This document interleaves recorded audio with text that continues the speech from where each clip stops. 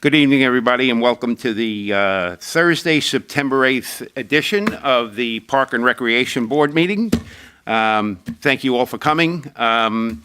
Before we start, I've been requested to read a City Council ordinance about indoor face coverings, so everybody understands. In accordance with the City Council ordinance, to help slow the spread of COVID-19, City Council adopted an emergency proclamation on Tuesday, July 19th, requiring face coverings to be worn while in attendance at all city and Burbank public meetings, including but not limited to meetings of the City Council and its boards and commissions. We appreciate all attendees joining us in person for wearing a face covering while they are inside the council chamber. Thank you all.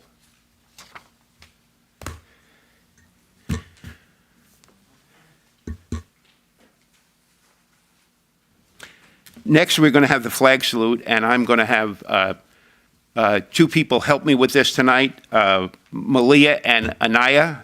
Would you please join me at the microphone?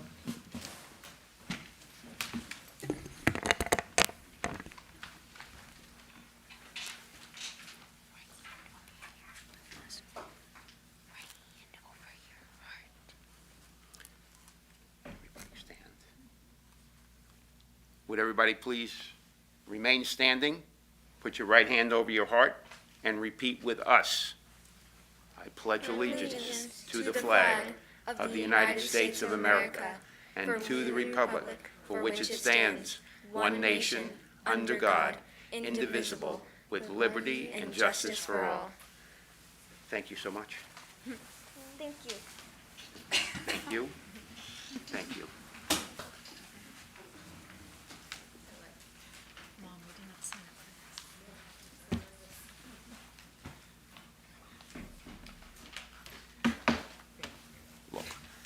Our next leaders at work. Okay, Ms. Santiago, could you please call the roll? Yes. Board Member Barry Gasal. I am here. Vice Chair Maisha Gamino. Here. Board Member Lori Durbin. Here. Board Member Ashley Ramsey. Here. Board Member Ara Masurlian. Here. Thank you so much, Ms. Santiago. Now for announcements, we're going to have Ms. Virginia Costin-Keene. Please join us at the microphone.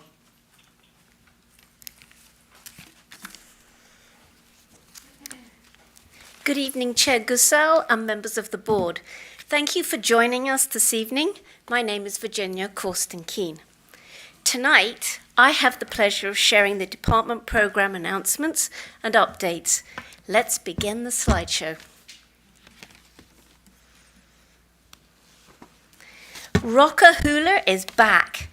Adults 55 plus can join us at the McCambridge Pool on September the 22nd from 4 to 6 p.m. for fun activities like free swim, dancing, music, food, games, raffles, and of course hula. Register for this event at www.burbankparks.com. Teens, join us for Back to School Teen Night on Friday, September 9th, 2022, from 7 to 9:30 p.m. at the Verdugo Recreation Center.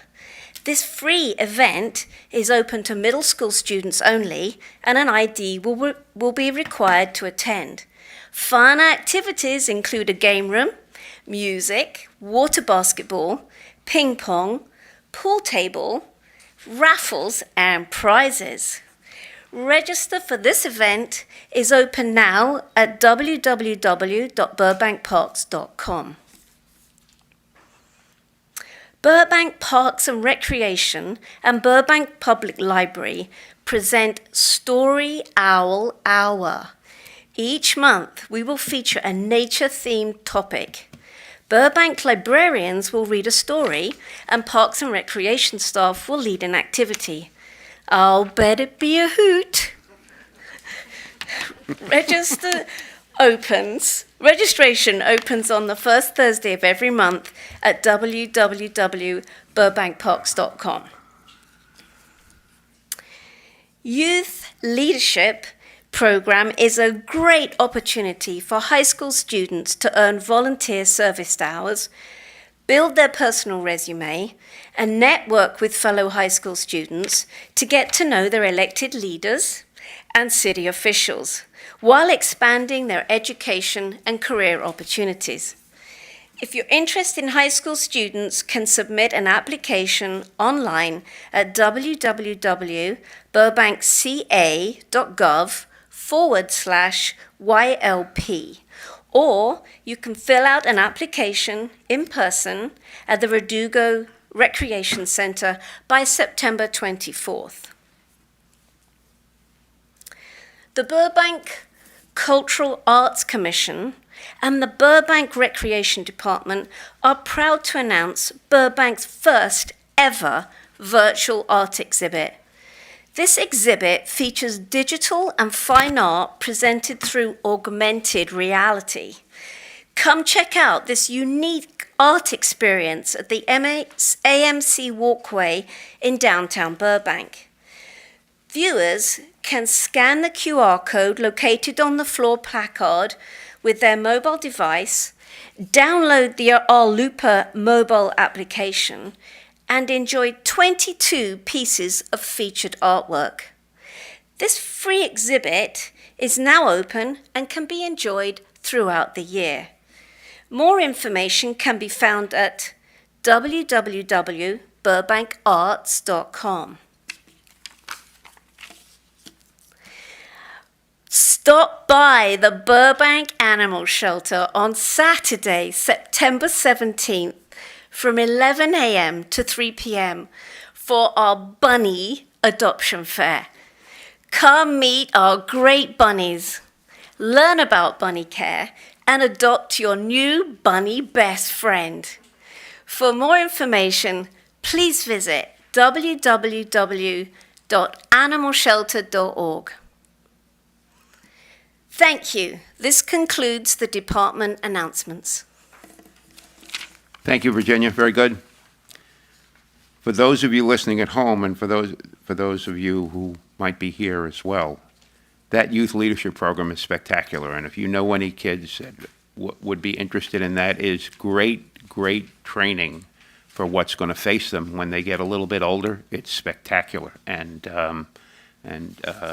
before the signups are complete, you should tell your friends and neighbors. So I'm so sorry I neglected to read another announcement that's very, very important. We would like to apologize that we're experiencing technical difficulties with the phone number listed on the agenda for public comment.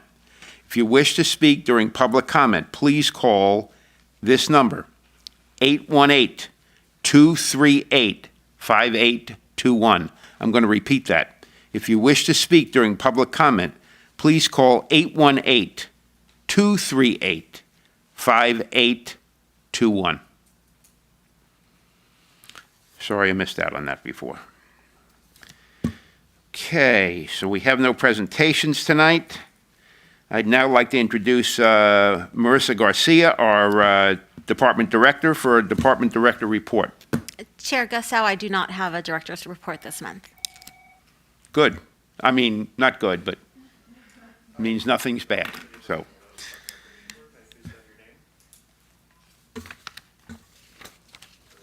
My announcement worked. Look at that. Look at that. Good. I like that. Okay, so next, we have a period of public comment. And now is the time for that general public comment period. For members of the public who are here in person and wish to speak, please submit a completed yellow or orange card. General public comment card to the recording secretary. Any person speaking during general public comment may address the board on any matter related to the Parks and Recreation Department. Comments are limited to 3 minutes per person, please. In order to promote fairness, please stay within your maximum allotted time of 3 minutes. A timer is available on the podium to help the speaker keep track of how much time is left. Please state your name for the record when you begin. I encourage you to call in during the general public comment period. And once again, we are experiencing technical difficulties, and I'm going to read the phone number one more time. It's 818-238-5821. Callers will be placed in a queue until all in-person comments have been received. For callers, please remember to lower the volume on your TV or computer and take your phone off speaker when you deliver your public comment. At this time, we will begin with the in-person comments. I have 2 cards, and the first speaker I have is David Eisenberg. David, would you please approach the microphone?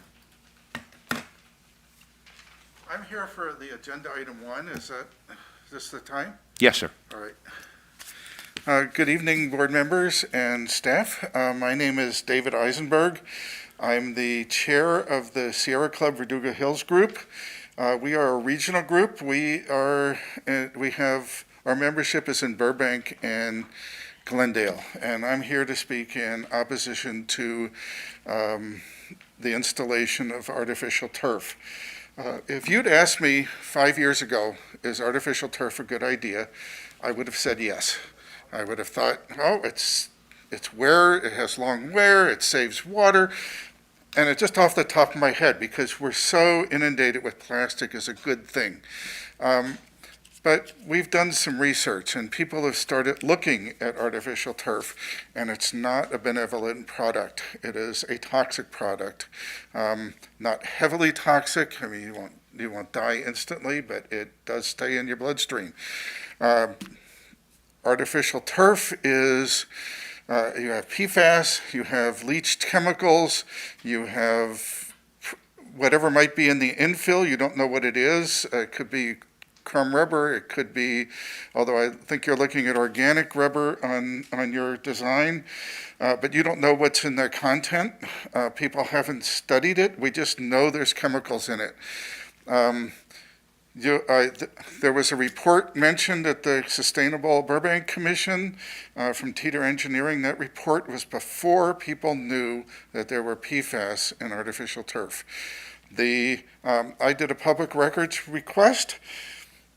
The Parks Department was the same as I am. There was no mention of thinking it was an environmental issue until it was raised last June. And I don't think that care was taken. I didn't see any evidence. I sent you all a link, a 7-page document with links of resources. There's no evidence that I found in any of the email that this has been studied. I did find the consultant is Verde Design. And I looked at the RFP, and there's nothing in there in the RFP or the contract about studying environmental impacts. It wasn't considered. And I don't blame the staff for doing this because, like I said, I would have done the same thing.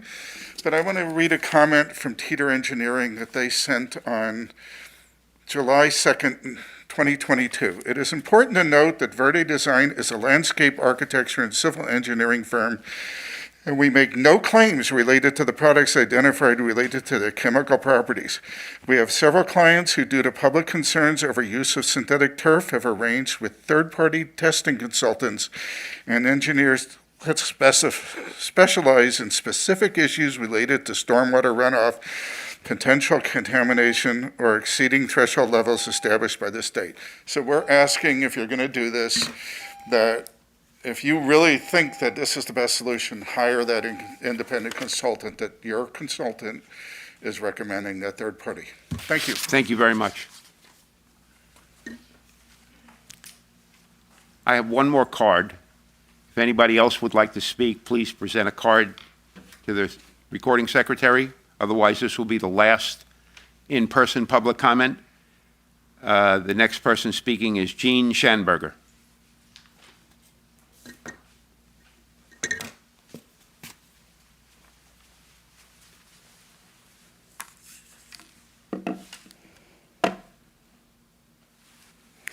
Good evening, Chairman Gasau and members of the Parks and Recreation Board. My name is Jean Schanberger. I'm a 30-plus year resident of Burbank. I am a member of the Sustainable Burbank Commission, but my comments tonight are mine personally and not representing the commission. I'm also here to speak on agenda item number 1, like Mr. Eisenberg, the proposals to put artificial turf in as the Bryce Canyon ball fields improvement project. And I just want to, I know you have a lot of great material that Mr. Eisenberg and others have provided you about the science and the condition of the products. But I just wanted to look at it a little bit from a holistic point of view. I really appreciate that the Parks and Recreation staff took a look after hearing some of the comments at the Sustainable Commission. I really deeply appreciate that we're looking at 3 options on your staff report and not 1. I support number 3, which is to pursue natural turf, or at least take time to pursue natural turf. I think there's a lot of common ground among the participants in this conversation. We all want the kids to be able to play lots of sports. We want them to be able to play safely. We want them to be able to play as much of the year as possible. We do not want to contaminate 25 million gallons of potable drinking water in the reservoir number 5 underneath. We want to comply with laws, and we want to be efficient with the budget. So I think we're all trying to get to the same place, but maybe with different roads. There are concerns, as others have shared, about injuries and burns and health risk hazards, lots of hazards as far as safety for kids. We understand PFAS is not currently regulated for drinking water. It is beginning to be regulated by federal and state in other products, and this is a long-time project. It would really be a shame if midway through the project, or we just put the thing in and it got regulated and we had to start over. As Mr. Eisenberg mentioned, there are lots of consultants on this particular issue, artificial turf versus natural. Other cities throughout the country are looking at this. There's a lot of information to learn, and I would encourage us to take time to do that and not make a decision right now that may seem expeditious, but in the long run could be, unfortunately, a poor use of the city's resources, which are limited, and perhaps not be the right solution for the kids on the fields. Thank you for your consideration. Thank you, Ms. Garcia, and your staff for considering our input. Thank you. Thank you, Ms. Schamberger.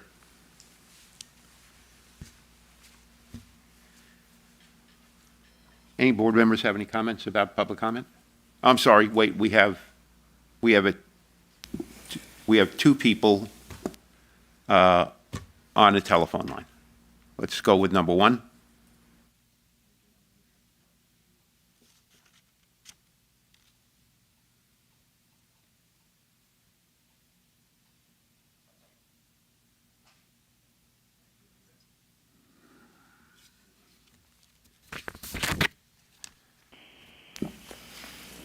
Our next caller is Jim Franklin. Jim, you are now live with the board.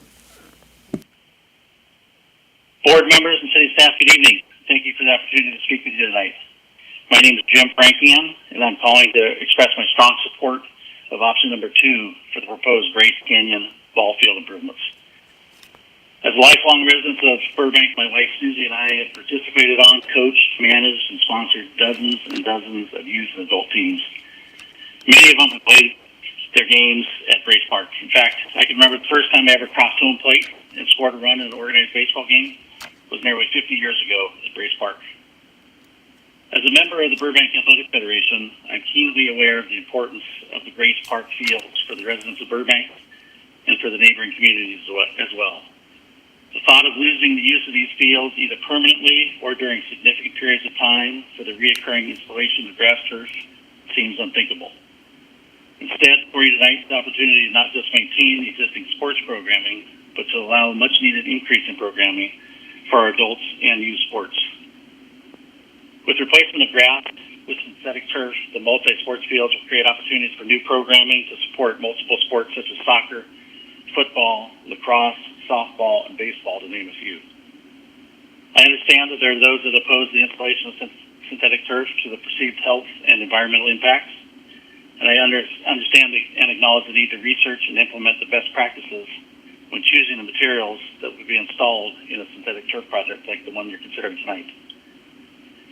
In order to address these concerns, you might consider an added requirement that city staff periodically review the latest research on safety of the materials used in the construction and maintenance of synthetic turf fields. I personally have seen the firsthand benefits of synthetic turf.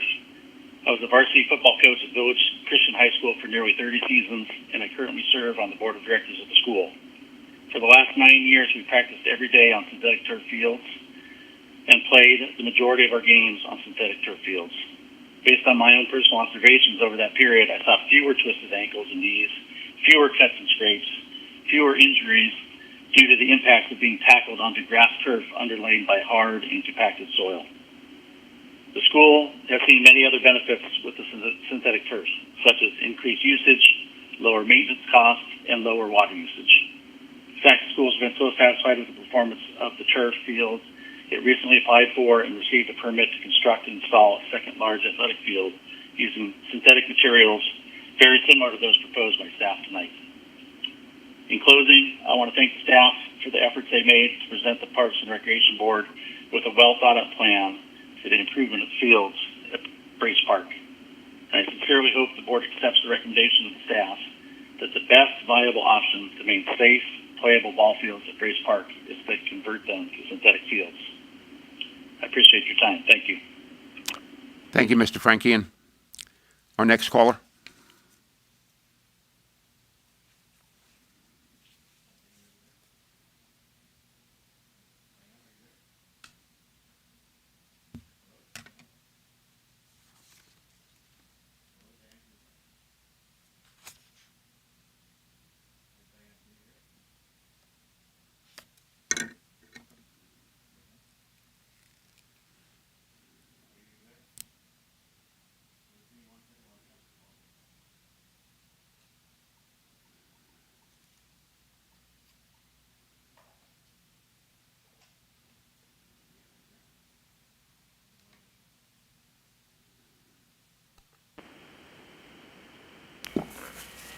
Our next caller is Diane Wolke. Diane, you are now live with the board. Thank you.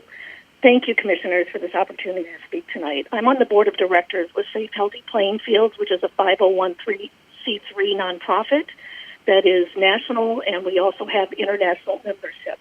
I hope you had an opportunity to review the two documents that were sent to you last evening. Excuse me. A couple of things I want to mention. Not only do you need to be aware of current laws regarding contamination of water and violations of the Federal Clean Water Act, you need to be prepared for the upcoming future regulations and laws. Olive pits and cork. Organic simply means that it's carbon-based.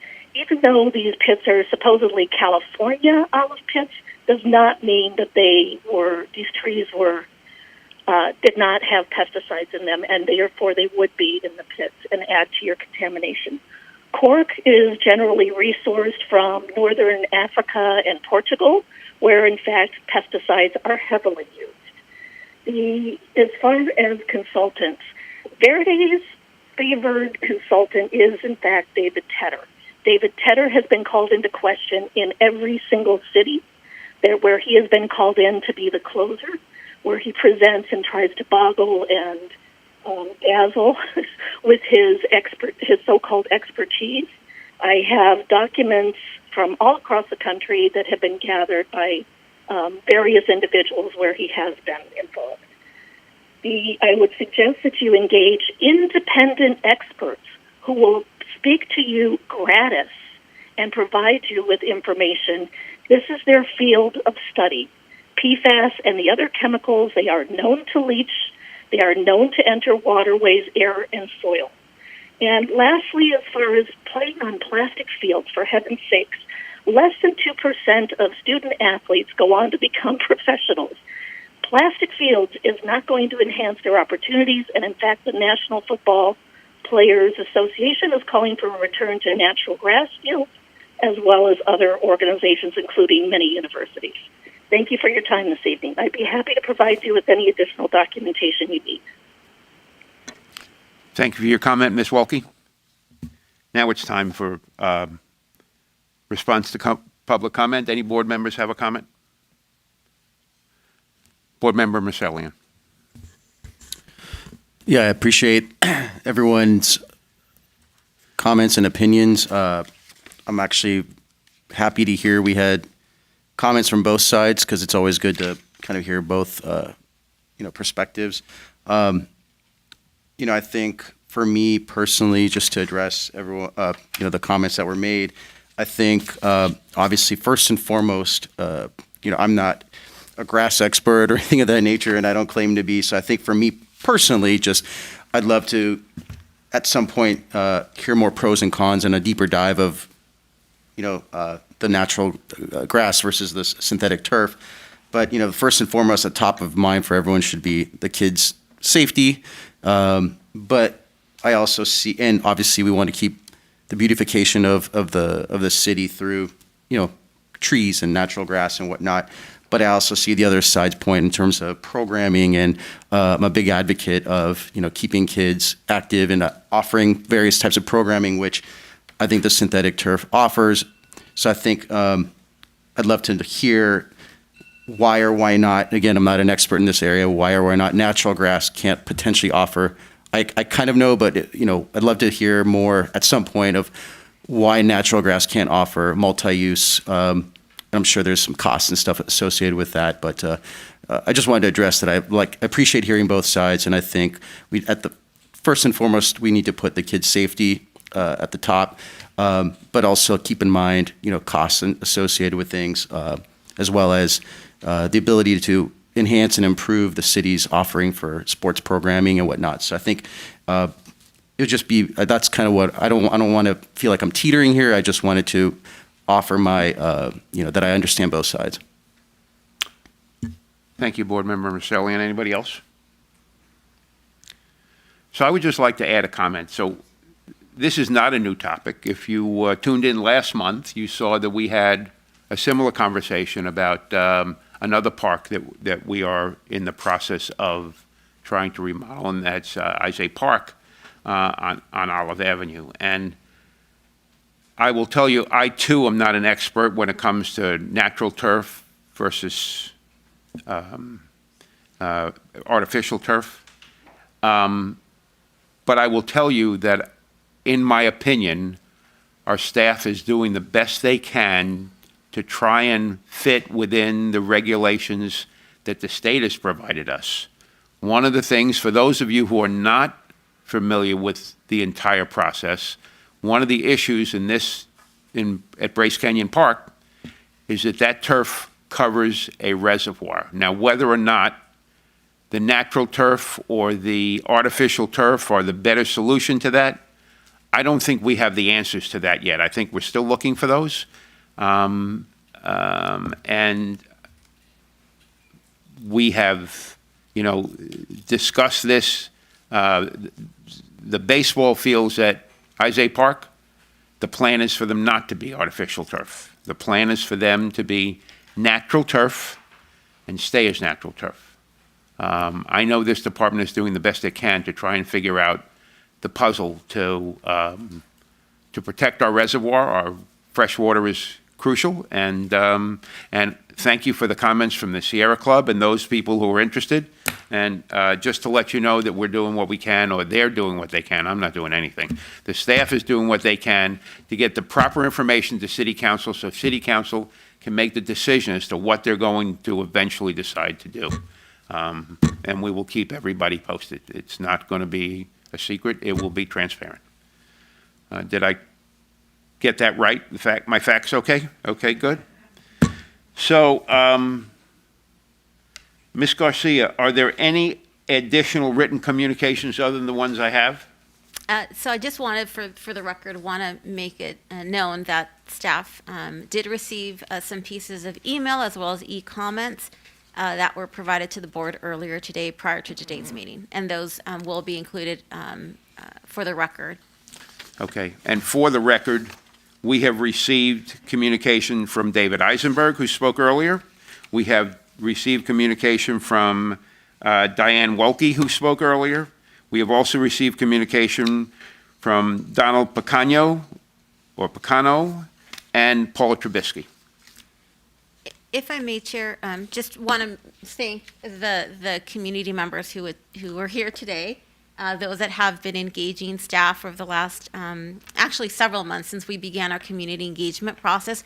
We absolutely value everybody's thoughts, opinions, or feedback. I know it's not an easy topic, but I just wanted to thank everybody and assure them that we are listening to their comments.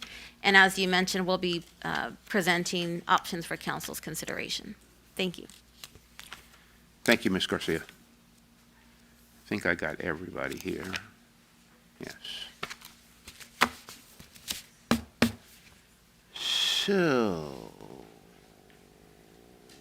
do any of my colleagues have any comments about their liaison assignments or anything else having to do with the Park and Recreation Board? Mine was postponed. Board Member till- Durbin. Thank you. Mine was postponed till next Tuesday, so I don't have anything. Thank you. Great, thank you for that. Now, time for new business, and I'd like to introduce Ms. Paula Ohan. Ms. Ohan, will you join us at the podium, and let's discuss this Bryce Canyon Park Ball Field Improvement Project. Great, thank you. Good evening, Chair Gasau and members of the board. My name is Paula Ohan, Administrative Analyst 2 in the Parks and Recreation Department. Tonight, I am here to provide you with a report on the proposed Bryce Canyon Park Ball Field Improvements Project. On May 5, 1955, Bryce Canyon Park was opened to the public. Bryce Park contains 20.05 acres of developed parkland, including a basketball court, 4 lighted tennis courts, a playground, covered picnic tables, restrooms, and 2 lighted ball fields. The ball fields were built on top of a city-owned working reservoir. In 2019, the Parks and Recreation Department, was notified by Burbank Water and Power that the state of California was no longer permitting the application of fertilizer of any kind or chemical products on top of a potable, also commonly known, fresh drinking water source. Parks and Recreation immediately stopped using all of their fertilizers and chemicals and recycled water and had to switch to fresh potable water to keep that grass growing. Again, this is just for the ball fields that we had to change over since it is on top of the reservoir. The restriction directly impacted the routine maintenance that was being conducted at Bryce Park on the ball fields. Without the proper nutrients made available by applying these commercial-grade fertilizers that natural grass needs, the turf will continue to die and not regenerate. The ball fields are obviously used for various sports, youth and adult, softball, baseball, pickup soccer, football, and other passive recreational activities. Year-round athletic programming and activities take place, and the ball fields will continue to impact the longevity of the current turf conditions. To continue with the extensive use that we currently have going, and the inability to use any of the fertilizers or chemical products, staff estimates that the ball field's useful life will be another couple years. So we anticipate that the ball fields will no longer be of service around 2024, 2025. In consideration of the maintenance limitations and programming demands, staff deemed that the best viable option to maintain a safe, playable ball field at Bryce is to convert them to synthetic field. During the fiscal year 2019-2020 capital improvement budget process, the City Council approved the improvement project for Bryce Park Ball Field to replace the turf at the ball fields with a synthetic turf and create a multi-sport complex. In June of 2021, the city posted a request for proposal, also known as an RFP, to retain a consultant to assist with evaluating the city's usage and the needs for the Bryce Park ball fields. In November of 2021, the council approved the selection of the landscape architecture and civil engineering firm Verde Design to start doing the research and start doing the work. And they were mainly, one of the reasons that they were selected was due to their extensive experience and prior work designing and constructing projects built atop of a critical infrastructure. In June of 2022, the department initiated an extensive community outreach and engagement process for the improvement project, specifically to redesign the field to include that synthetic turf. 2 community workshops were held. These workshops were heavily marketed all throughout social media, the city's website, the department monthly newsletter. It went out to all the boards, committee, commission members that the city has, all of our user groups that utilize, neighboring residents, announced at any board and commission meeting the city had, and of course at city council meetings. It's kind of hard to talk with the mask. Okay. So June 5, we have a in-person workshop, and on June 21, we had a virtual workshop, and in total, we had about 17 participants. Those that were there were neighboring residents, community members, Burbank Little League, flag football teams, AYSO, representatives from these organizations. We also had a month-long online survey via SurveyMonkey that we were able to engage and find obviously another avenue for community input on this project. So like I said, the proposed project is a multi-sport complex that has the synthetic turf. The project was also going to include additional spectator seating, an improved walking path that is currently there, but more improved for those who utilize that, and we found that a lot of folks do. From that proposed plan, we obviously, the feedback that we received, there's a high need for soccer in the city. That was a big thing. Folks wanted to see scoreboards out there, obviously just catch a score when you're out there playing a game or a league. Some shade, of course, LED lighting, which is also in the city's or in the department's plan in the near future. So in light of the support of the overall project, there has been opposition for the installation of synthetic turf due to the perceived health and environmental impacts, such as the contribution to the heat island effect, impacts to drinking water, and the inability to recycle the plastic grass blades once the synthetic turf ends its useful life, and that will impact landfills. The proposed project includes the most environmentally sound synthetic material available on the market today. The material used for the turf blades is a woven 50-50 blend of premier 10 Kate fibers, durable XPS, and playable diamond. This, in turn, creates iron turf, the synthetic turf. Iron turf is woven and does not contain the polyurethane, the recycled resin. The recycled resin of this iron turf is homogeneous and can be reused to recreate new artificial fields. This makes it 100% recyclable and can be used to recreate, again, new fields. Additionally, an organic, eco-friendly infill system comprised of sand, olive pits, and cork will also be used. This infill system is designed to retain moisture and lower field temperatures by as much as 30 degrees, depending on environmental conditions. Most synthetic turf is created with a polyester backing and a polyurethane coating to create a sustainable bond. While some sport fields can be repurposed into other products, they cannot be used to produce new synthetic turf since the resin is not homogeneous. The synthetic turf will reduce maintenance costs. We've estimated about nearly 80%. And the use of potable water, again, drinking water, fresh drinking water, will be reduced as the field will only be required to use water once a week to be cleaned. More importantly, synthetic turf will withstand the extensive programmatic use regardless of weather conditions. Currently, if you do use the ball field, you know that if it rains, there's up to 10 days with the heavy rain that the fields cannot be used. And that could be problematic for sport users.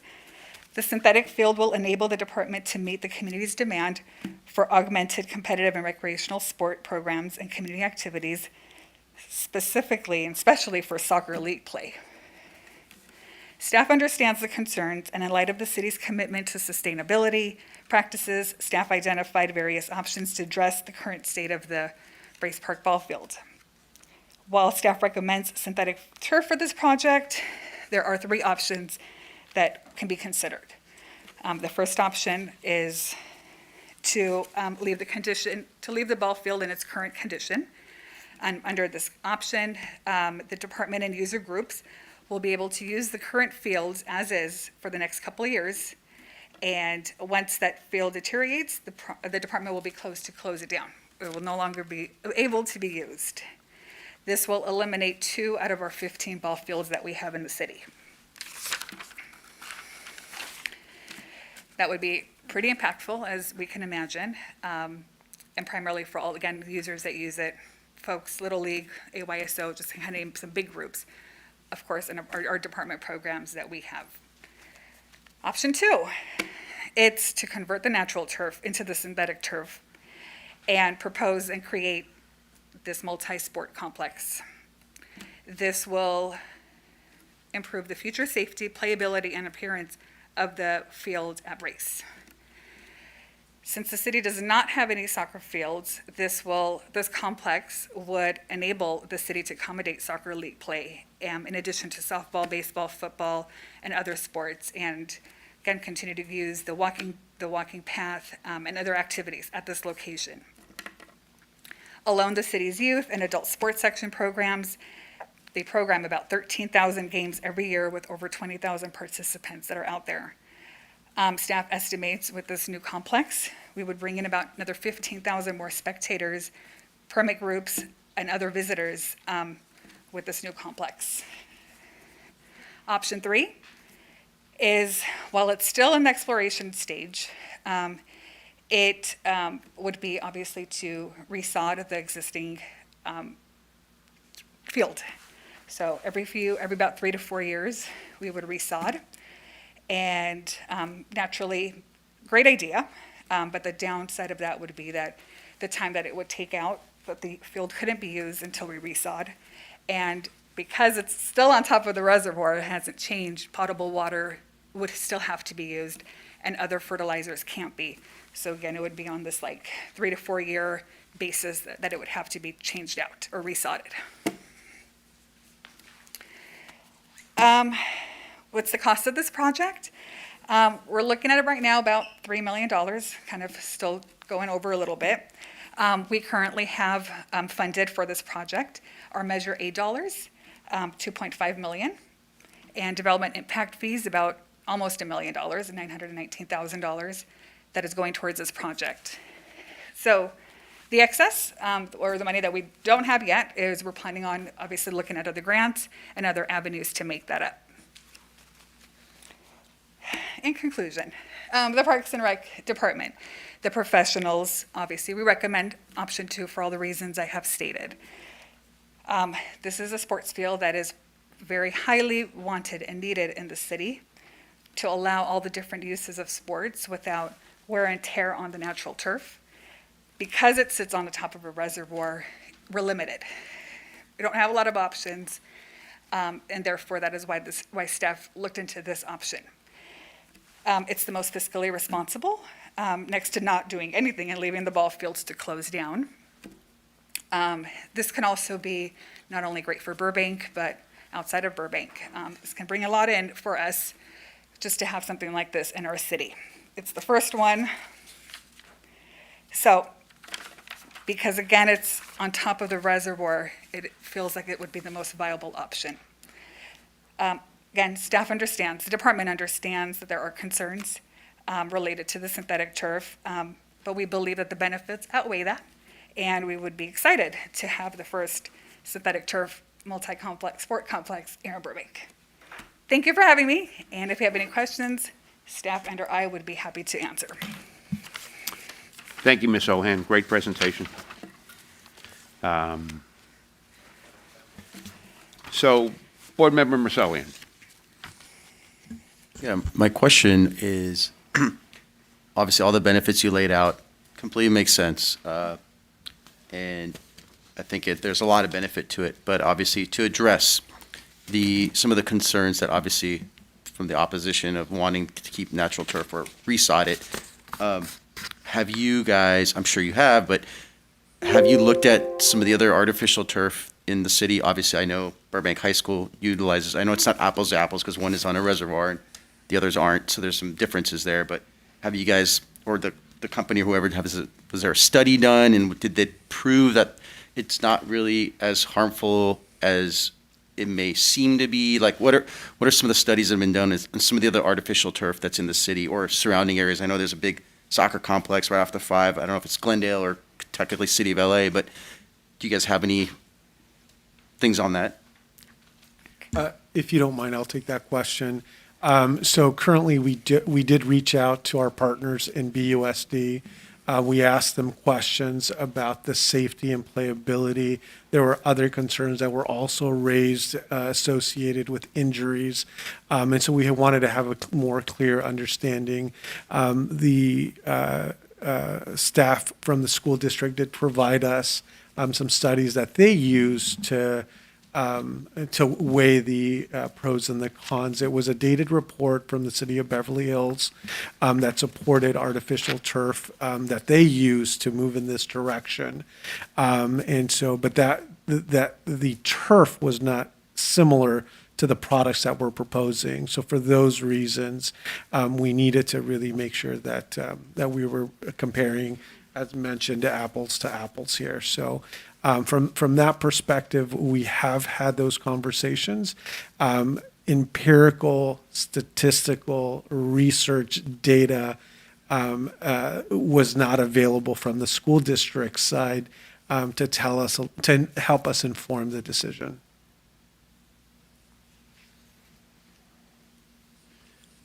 Board Member Gamino.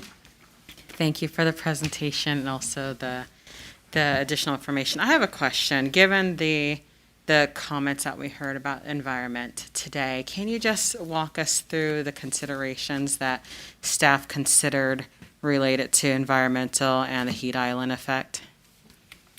Great question. I will defer that to my colleagues. Good evening, Vice Chair Gamino. I will attempt to answer a question. I think I understand the concern, or I think I understand your question. So in terms of the considerations of heat island effect, we absolutely recognize that that is an issue that we will not be able to avoid in terms of going with artificial or synthetic turf versus natural grass. I will mention that, and just kind of clarifying what Paula's presentation is, a couple of factors, right? We know that the environmental issues are valid. We understand them, we value them, and our job as park professionals was trying to balance the community's needs with the environmental impacts. So clearly, to us, option one is not something that we would absolutely recommend, because to us, in Parks and Recreation, losing 2 ball fields is not ideal in any way, shape, or form, right? So option two, the reason we went with, and we're recommending option two, the artificial, is because of, one, the playability, the longevity of the ability to use these ball fields pretty much 365 days out of the year. We understand that there are those environmental impacts. It's made of plastic, which we get. We know that it's going to be hot, which we get, which is why in working with our consultants, we are looking for what is, from what we understand, the most environmentally friendly product out there. Plastic is not, any way you look at it, we get it. It's not environmentally friendly. We understand that the product that our consultant is recommending is a product that once the grass blades, we exceed the useful life, they can be repurposed to make more artificial grass. So that was one. In terms of the heat island effect, the product, the infill that's being proposed with this project, and just again to clarify, because I want to make sure we're not misstating and we're being factual, is approximately 30 degrees cooler than your traditional artificial turf, not cooler than grass. Grass is certainly the best option in that regard in terms of the heat. And then lastly, again, it's balancing, which is why we came up with the third option of, if sustainability and going with natural turf is the way to go, we wanted to make sure that that was on the table as well. Again, we didn't want it to be an all or nothing. We wanted to think about, what other options are there. And certainly option 3 is the most environmentally friendly option. And it's going to cost us more money. And I think as long as we know that, we're fine. I will also want to mention, I don't know if it was clear in the staff report, because of those ball fields are on the water reservoir, we are prohibited from using recycled water. So while all of our parks and the golf course are on recycled water, Brace ball fields, just the ball fields, not the park, those ball fields, we cannot use recycled water. So that is the other, right, that balance. We're really stuck between a rock and a hard place here, right? We have what our water and power general manager calls liquid gold, our drinking water. Potable water is scarce. It's not going to get better anytime soon.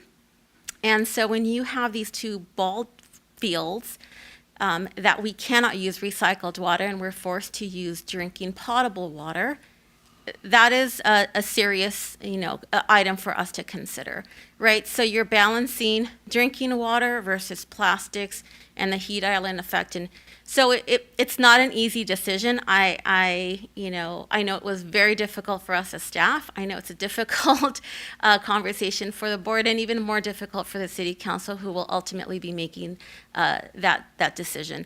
So I just wanted to make sure that the entire picture was presented.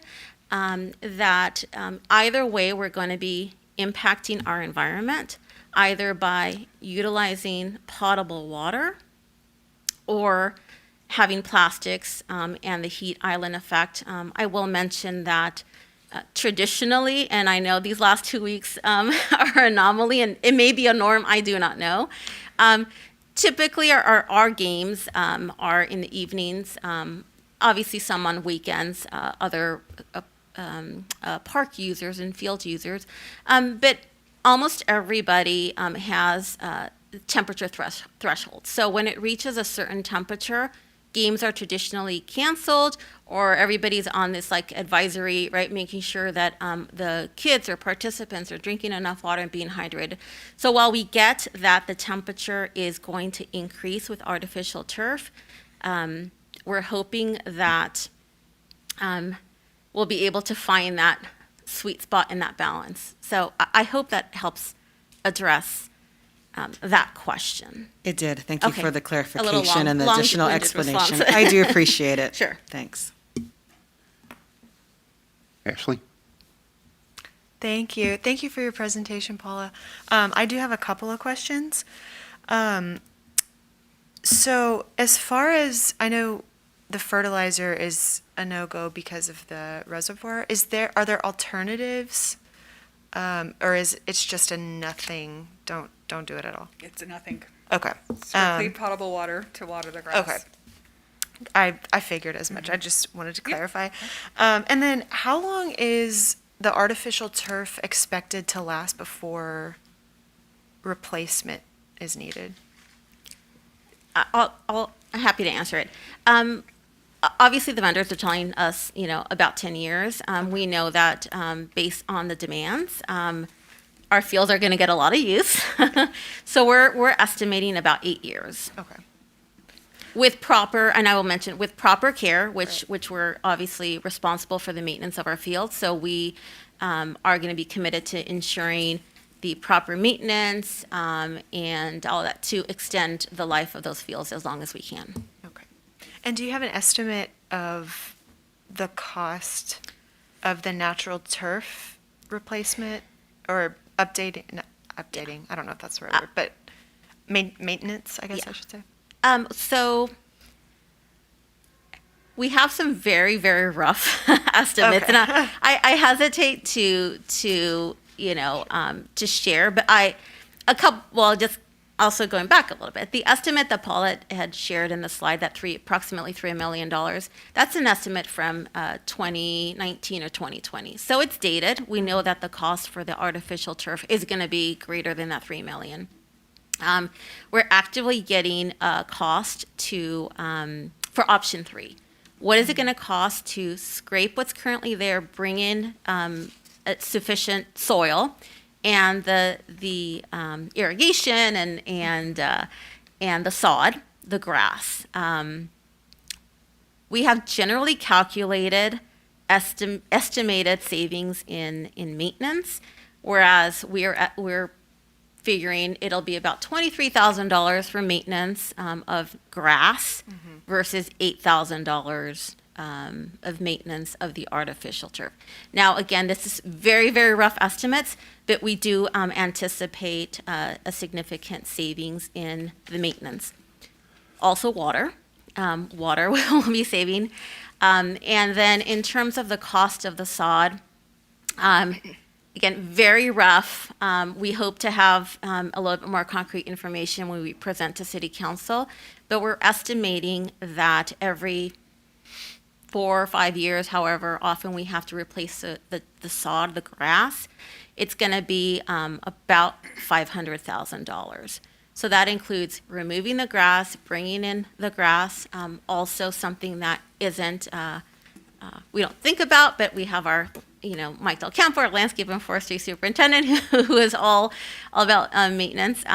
There's also the disposal of the grass. We cannot send our grass to our landfill. So when we remove all of that grass at Brace, we have to ship it out to the desert. And so the costs, those are additional costs. Again, it's difficult, but we hope to have those informations. We know that it'll be more costly to go with option 3. But again, if that's the option that's selected, I think as long as everybody is aware and is supportive of funding that option, we are glad to proceed in that direction. Thank you very much. Thank you. 1 second, Ms. Durbin. Would you repeat for me how many years you think the artificial turf would last before replacement? Artificial turf will last about 8 to 10 years. And when you have to replace it, it's just the top, not the infrastructure. So it has a greater, I anticipate a greater upfront cost, but the replacement will be less, right? Where the turf, again, not knowing, and if Mike wants to chime in, but on a go-forward basis, the natural turf is just going to be more costly.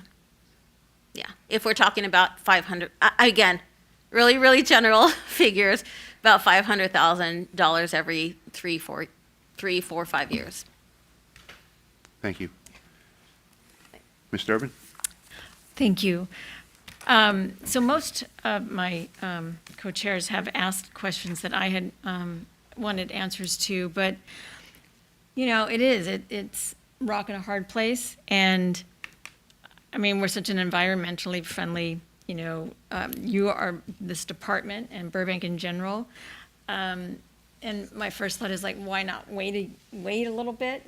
And I understand there's 20,000, people are going to be impacted by not being able to play a sport on the field. And, I still play sports on fields and I get that. But, in lieu of like our current climate situation, it just seems like it needs to be a very deliberate and thoughtful process where, a study says up as much as 30 degrees, and I've stepped on turf in the summer and like think, are you crazy? This is, so intensely hot and we're going to have kids on, fields. And so, I understand both sides. And, I think Aura, you had mentioned before, it's a really tough decision. And I feel like you guys have been working on it for, got months and months.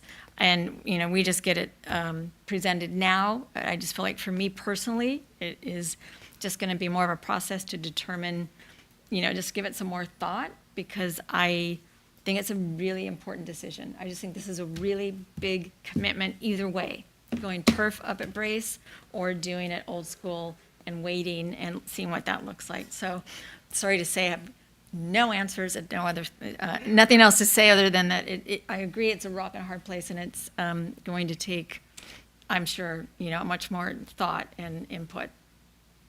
Thank you. Thank you. Board Member Australian. Apologize. Final question. I know this is an important topic for everyone, so I want to make sure that, the public gets whatever questions they need to answer just to feel comfortable. My question is, and my question is going to be reflective of the fact that I am not a turf expert in any way, shape, or form. So just like you would a pool, you have someone that's regularly checking the status of the water, the quality, the chemicals, is it safe to go in, yada, yada, all that stuff. With artificial turf, is there a similar type of process where you check, is there a way to check it's this, I don't know if it's monthly, yearly, whatever it is, that the status of the turf is safe, there's no chemicals, I don't know, leaking? I know I'm asking very weird questions, but is there a status check on that just to go, yep, good, field's good to go, clean, we've washed it, there's no chemicals, nothing like that, we're safe, just to make sure to put people's mind at ease that, and I don't disagree with the staff's recommendation for all the reasons you stated, but I also see the other side's point, so I just want to make sure that there is a way to continue to check and monitor the quality of the turf itself. Hello, Board. Mike Del Campo, Parks. Yes, that's something we could absolutely do. I mean, it would just be an extra cost, but it's not a problem. It's just, right now it's a maintenance thing, and, we go and make sure the turf's safe, it's playable and usable. So that option is there, and that's something we could definitely put in and do it every 2 years or every year, however much the council would like us to do it. Then we can definitely get an outside, unbiased consultant to come in and do those studies. One thing I would like to remember about option 3 with the real turf, I love real turf, absolutely big fan of it, but where we're at, that's why the artificial turf is, I think, the best bet. Remember, we just got put into the California drought water restrictions and no potable water for weeks. So that just is a new, and I don't think the California drought professionally, scientifically, is going away anytime soon. So I think that this 2-week or 1 month water, no potable water and outdoor use will affect having real turf up there. So I don't know how Parks is going to be able to program a field not with just drying out. It's going to kill the turf real quickly. So I think that the 3 to 4 years is what all the turf experts have told me, that they'd come in and a turf could last and change and being programmed and used. But if there's not water for 2 weeks, that might change that whole scenario. That just came up after the staff report was submitted or developed. So I just want to make sure that we're all aware of that now. We're all going to see how it goes the next couple of weeks, especially with the weather being so hot. We'll see. So just want to make sure that was brought up. Board Member Durbin. Yeah, if I could just, while you're at the podium, ask you a question or two. My 2 questions I have are this. The synthetic turf, it says reduce maintenance costs by nearly 80%. What is that dollar-wise difference? So, good question. Well, water is one of them. Right. And then you're not going to be mowing it, so the staff time is the majority of it. Fertilizers, which we can't use, so that's a natural reduction anyway. But if we were using and keeping that turf for longevity and permanent turf, that's the cost of all the fertilizers, herbicides, pesticides, some of the stuff we can't use, can use, staff time again, all that kind of stuff. So it's just like the maintenance cost of doing that. Okay. My other question, so how do you clean the turf? Absolutely. Yes. So there are going to be, basically they're called quick couplers or water hoses, where the parks team will go out and clean the turf as needed. Sports teams, if there's an accident, someone hurts themselves, blood, vomit, that kind of stuff. I don't know if I can say that, but I did. So it happens, exactly. So Diego's team will get some rubber gloves and some masks, and they'll go out there and scrub it off at that time. Park staff will be out there daily maintaining it. So artificial turf is not a non-cost product. You still have to fluff it. You have to add more organic infill. You have to keep an eye on it. It's like carpet, so if corners come up, you have to tack it back down. All that kind of stuff is there, and yes, we will be washing it as needed. And when that's part of what we're looking at is we're going to get taught how to maintain that properly by companies that actually do this for a living. Because I'm just wondering how much that impacts the 80% then, because there's got to be a maintenance cost then. There is, coming but in, yeah. but that's all so that is. So I mean, that's how much less time. Mowing is a major cost in our parks because the guys get to ride the mowers back and forth, and they can only go so fast, and that's what it is. So. Okay, thank you, My appreciate that. pleasure. Hey, Mike, quick question. Yeah. So I'm assuming that this water moratorium impacts every one of our parks for this 2-week period, is that correct? Including our golf course? No, because our parks and our golf course are on recycled. Recycled water. So But- they are but- able to water. Correct. Okay. So we're lucky there. So but Brace Park, that area, it does not have, just the ball fields are potable water. So we can't water that for the next couple of weeks. Right. Thank you. Anybody else?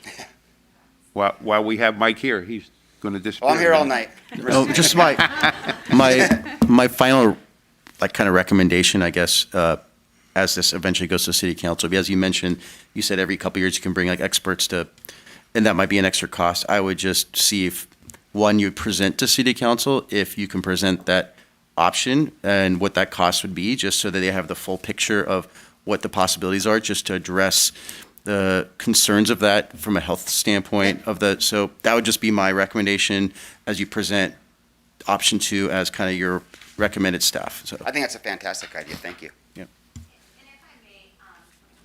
Sorry, if I may, one other thing that I want to add to the very valid concerns, right? So right now, the state allows us to build artificial turf over the reservoir. As you've heard through public comment and we've heard through community input, is that there is legislation out there, the potential,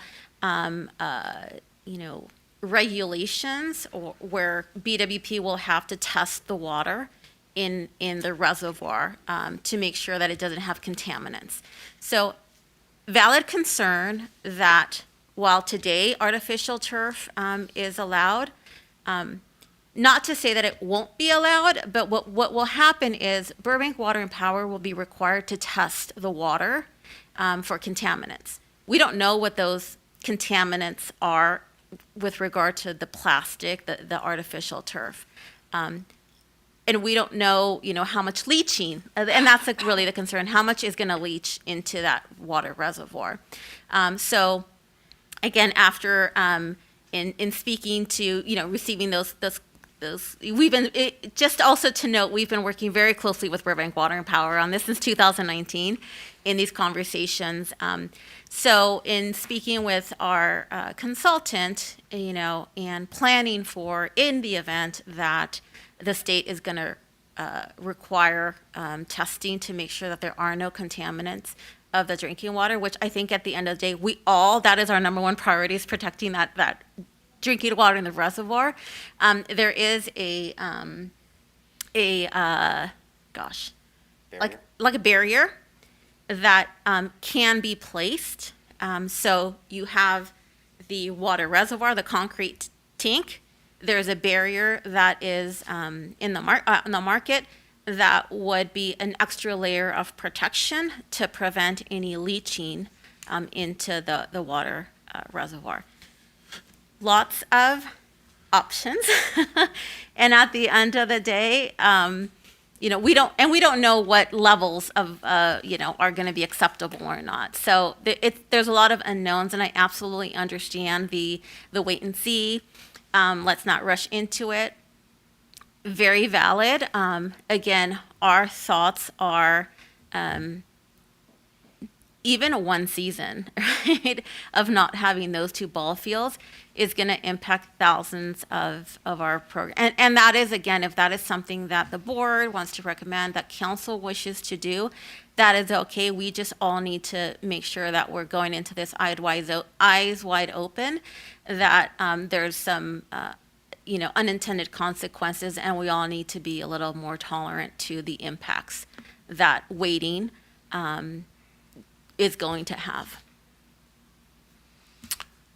Thank you, Ms. Garcia. So I have a question. This may be from out of left field, but between Johnny Carson Park and Forest Lawn, the city of Los Angeles is building reservoir. Is that correct? Do we know what the plan is for the top of those reservoirs? Because I heard somewhere there was a rumor that soccer fields were going up there. Do we know about that? I have not heard that. We can certainly reach out. We have contacts. I was just, Yeah. my only question was going to be, if that's the plan, I was curious what substance they were going to use on top of those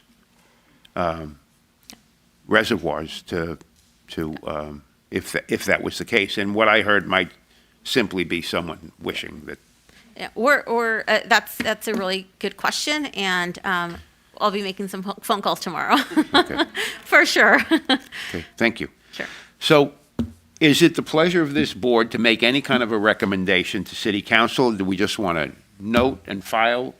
I'm sorry, are we finished with our investigations as to what process? So we are finished and we're ready to forward our recommendations to city council? Okay. Yes, and I will just mention, certainly we would love a recommendation. If the board does not feel comfortable making a formal recommendation, we would value any input, right? So, and I get it that it may not be, if we can get at least a majority on certain things that are of concern, it would be a value. This process is part of our community engagement process. So this is an opportunity for the Park and Recreation Board, who you are our advisory, the council's advisory board to them with regards to parks and recreation facilities. And it also allows the community another opportunity to provide their input. So yes, we would love a recommendation, but at a minimum would love some just general feedback. Thank you. Thank So you. as I sat here, I've listened to my colleagues here, and I seem to find there are three different directions. Do you think we can reach a consensus as to some kind of a recommendation to city council as a standing representative of what we think? Or do you just want to note and file this and let them hash it out? Or what's the pleasure of this board? If I may. I Please. personally don't feel quite ready to make that recommendation, Okay. just based on Okay. everybody's. Anybody comments. else? But I'm also happy to hear others. Well, we already know Ms. Durbin is not ready to make that recommendation either. I mean, unless, you I know, mean, you had it in a. I don't mean to talk for you, but No, that's fine. I'm very torn. I mean, I readily admit that. I mean, my kids play, we use fields all the time here in Burbank, and if I was told I didn't have, if I had to wait a year and I couldn't use a field, I would not be thrilled. And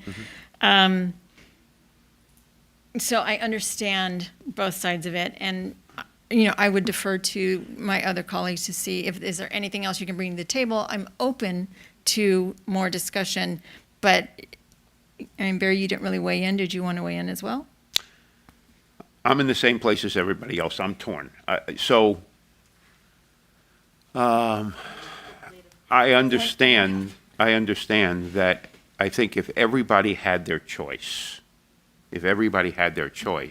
my guess is everybody would vote to have beautiful green grass growing on top of the reservoir and the ball fields and the parks. And I have some family members who are in the middle of that dispute right now, trying to figure out what they want to do with their home.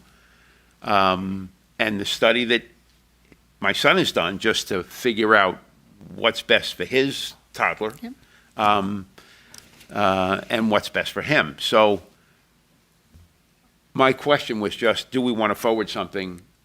I'm feeling like we're not going to reach consensus because now there are three of us who are undecided. Maybe to my right, there are two people who are decided and would like to make a comment, and I'm happy to listen.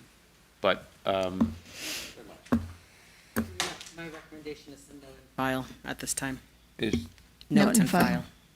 So I think we've reached a consensus. I think for me, originally,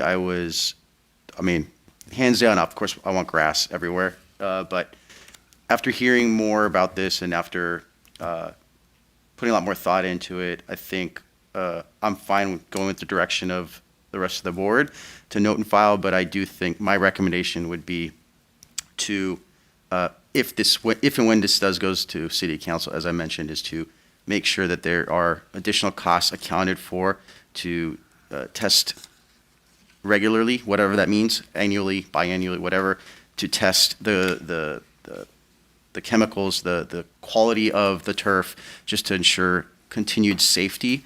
And also, I'm not sure if that barrier you're talking about is included in that $3 million cost or not. If it's not, I would highly recommend adding that to the cost as well. So then when city council is making a vote on this, and if the staff is recommending the turf, that the city council has all the options in front of them to ensure that all safety measures and precautions are taken into effect. And if that's an extra, I'm just making this number up, an extra $1 million, that they know that all those things are happening. So, but I'm fine to note and file with the rest of the thing, but that would just be my personal thought.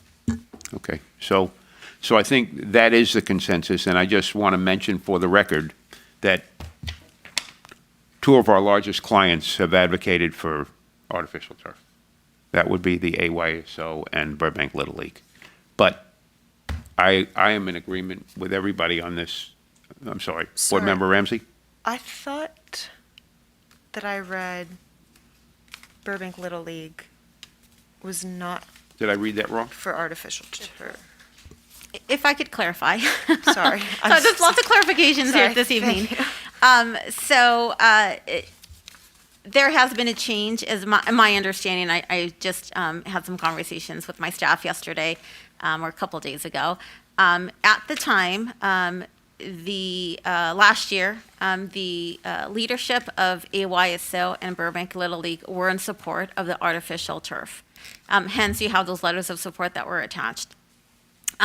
As there's been more and more, well, there's been a change in leadership, both AYSO and Little League, and the new leadership was not fully aware of some of the facts. So myself and Mr. Ceballos had a conversation with a couple of members of AYSO. I don't believe they have board members, and so it is their. So we just answered questions, and they're going to take it back to their board to see if the new board of AYSO wants to provide a letter of support or, a feedback representing that organization. But the letters that we did receive were, I think, from the spring, as we were gearing up for community engagement. We were applying for some grants. And so, I think it's just more communicating and educating and helping the new leadership of those two groups, make a decision. So. Great, thank you so much. Sure. That doesn't change our status. We're still, I just mentioned that for the record, but. Correct.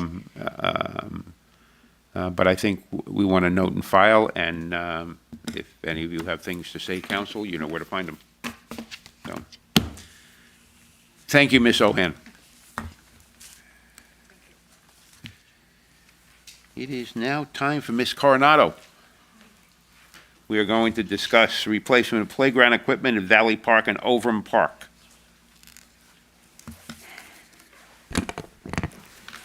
Good evening, Chair Gasal and members of the Park Board. My name is Grace Coronado, Administrative Officer with the Parks and Recreation Department. In alignment with City Council's goals, the purpose of tonight's presentation is to provide the board with a brief overview of the staff report that has been provided to you regarding the replacement of playground equipment at Valley Park and Overton Park. I would like to highlight that the department maintains its commitment to council and the community in replacing playgrounds on a like-for-like basis, or even more so, augmenting them. For this project, staff augmented the playground design elements. To that end, the department understands the value and benefits of park playgrounds. Therefore, staff thoughtfully and strategically has coordinated a replacement schedule for playground equipment and shade structures citywide.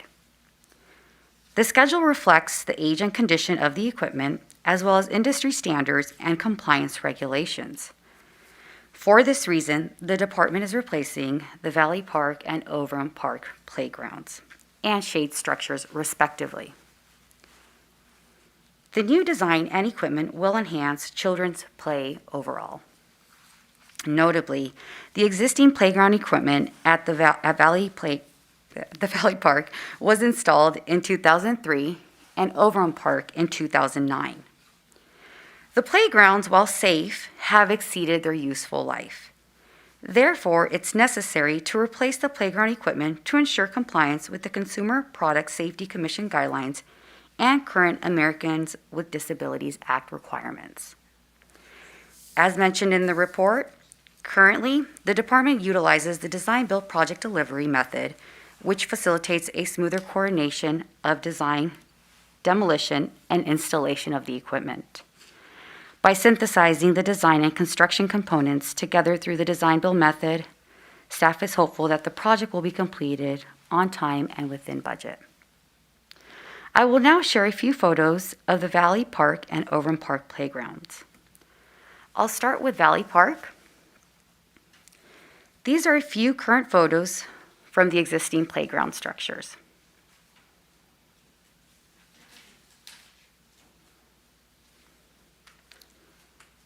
And next, and you might be able to see, but in the far background, you see that we do currently have swings, which is one of the things that we maintained.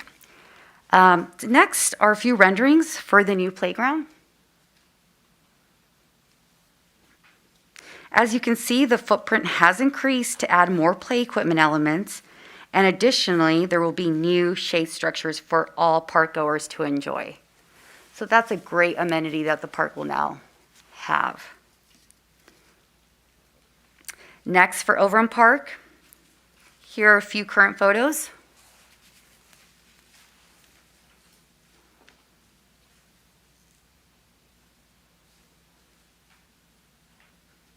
Those are our swings in the far back. And then here are a few renderings of the new playground.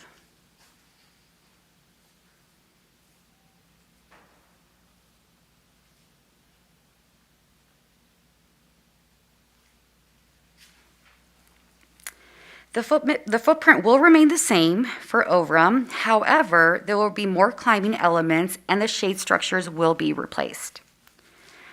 The department believes that the proposed playground equipment systems accomplishes the department's goal of creating a unique and fun play area for all to enjoy. Moreover, the project includes additional elements that will augment the existing playgrounds. As with the existing play equipment, the new equipment is for age groups 2 to 5 and 5 to 12 years.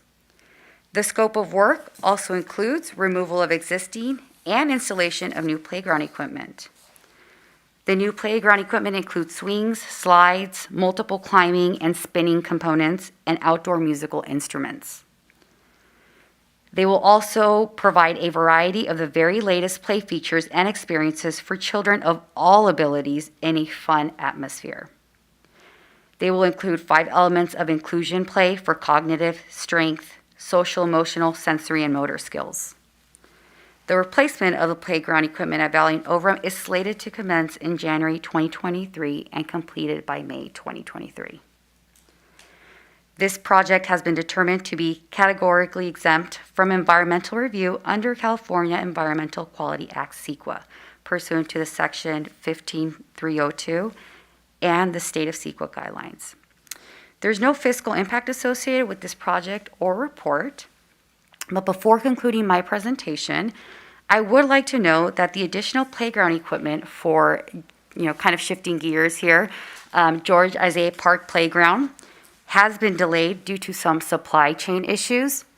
While staff anticipates receiving the playground equipment in December 2022, it's not ideal to close the playground during the holiday season, as we presume that many will be out and enjoying the features that we have.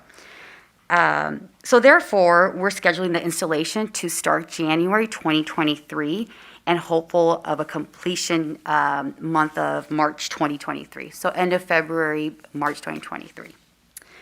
This concludes my presentation. I'm joined by my colleague, which you guys have already met, Mike Del Campo, our Landscape and Forestry Services Supervisor, to answer any questions that the board may have. Thank you. Thank you, Ms. Coronado, and I am shocked to hear that there is some kind of a supply chain impact. I can't understand where that would come from all of a sudden. Board Member Marcellian. Sorry, I'm just talking a lot tonight. We noted. No, it's okay. It's okay.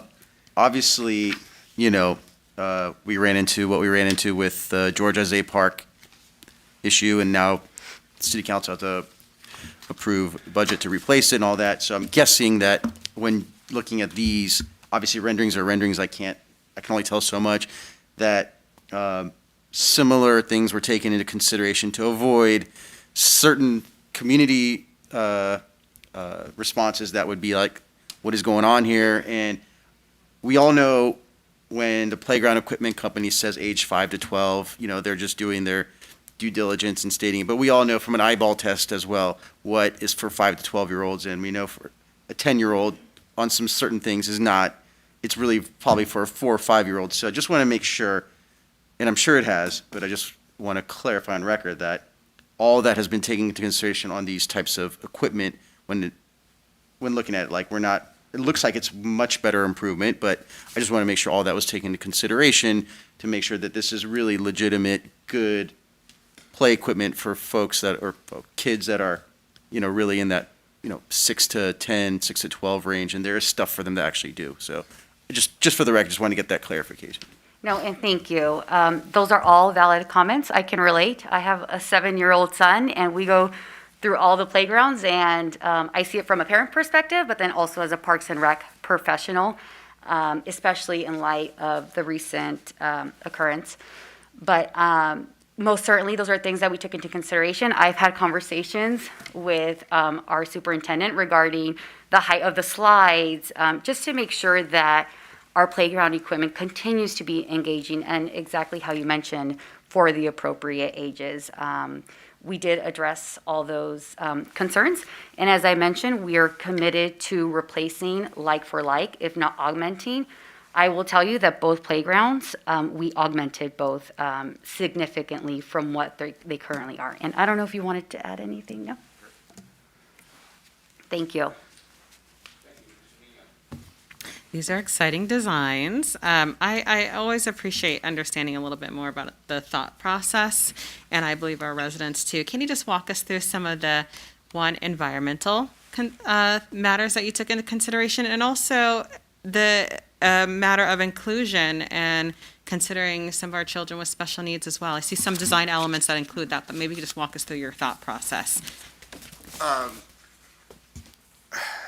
Could you clarify that question more? Sure, just walk us through your decisions, please. I see that were probably decisions about environment by some of the materials that were chosen, and very likely about inclusion and children with special needs. It looks like you have that maybe looks like that, what is it? Where the it orbital rotates? spinner. That might not be the actual brand name for this company, but right. It's an all-inclusive spinner. We have, I like to call them mommy and me swings that also for the inclusion factor where, kids can go in, and it's not going to be, no playground is really set up to be for ADA acceptance to let them go play free. There's always needs to be a supervisor involved. Right. Yes. So we're trying to implement some of those aspects and make sure there's enough fun play that's going to include every single type of kiddo out there, big, small, whatever type of issue they have. I mean, it's just, we are looking at, and we are working with the developer, designer, the company that's putting this slide in, and they're one of the top. There's a few that are all in the top tier, and they're one of the ones that are leading the way on that. So Perfect. And then what about environment? What decisions did you consider? Well, the environmental. I mean, we're getting rid of all the sand. Which is, I don't know if that's more of an environmental thing, but I think it's more of a hygiene thing, which could be environmental. As we are finding in the parks today and every day, people are hiding not nice stuff in the sand, and doing transactions utilizing our sand. People are breaking glass and throwing it in the sand. People are letting their cats and dogs go in the sand. So sand's gone. We are going to go to 100% poured in place, the rubberized surfacing, which is going to be a lot safer, cleaner, and all around. So I guess you can consider that for the environmental aspect of it. Okay, thank you. I always Yeah. appreciate Yeah, understanding the work No, that my- you do, and I my appreciate pleasure. you as professionals. So thank you for sharing some of the thought that went into this, in addition to the written report that I've already read. And if I may also, in addition to, like the pour and play, the rubberized surfacing also helps for accessibility for children who or individuals who have, a wheelchair or otherwise have some challenges.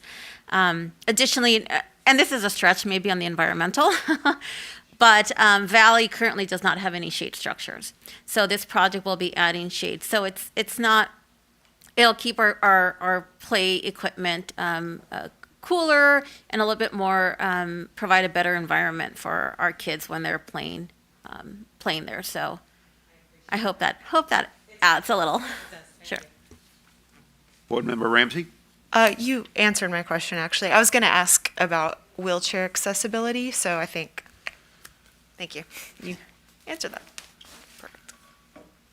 So when we do our field trip, do we have a playground with a play structure as part of it? I don't remember. Yes, so as part of our proposed tour that's on the agenda, Foy Park is on that agenda. That park playground was renovated, 2018.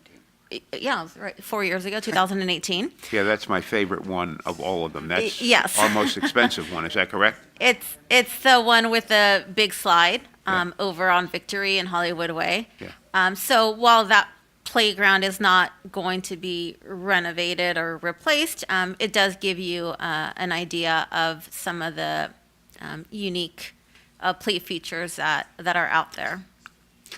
So my understanding, because we've discussed this before, and these play structures have changed dramatically since I've been on this board. I mean, there's been a tremendous metamorphosis to much more extreme, and I actually took my grandson to one last week, and it was amazing the different components for even a little toddler was great, and they have no fear. But I was under the impression that most of those pieces of equipment had a 10-year lifespan, because that was the warranty period. So how did we wind up with 13 years at Overton and 19 years at Valley? So, Oops, sorry. No. Great question. So, for us, there's a life cycle for playgrounds. I will tell you, here in Burbank in Park and Rec, we absolutely value kids having a great experience, as well as Mike and his team. They have to repair these playgrounds when things break, a slide cracks or whatnot. We internally develop this 10-year replacement cycle. There's nothing necessarily out there that says you have to replace it every 10 years. Okay. We determined that 10 years is that sweet spot for us to replace it, because that's when, at a certain point, the warranty, I don't know what the warranty is. The warranty is for a certain period of time, but really where the replacement schedule that we've developed really comes into place is when it becomes really difficult to find replacement parts.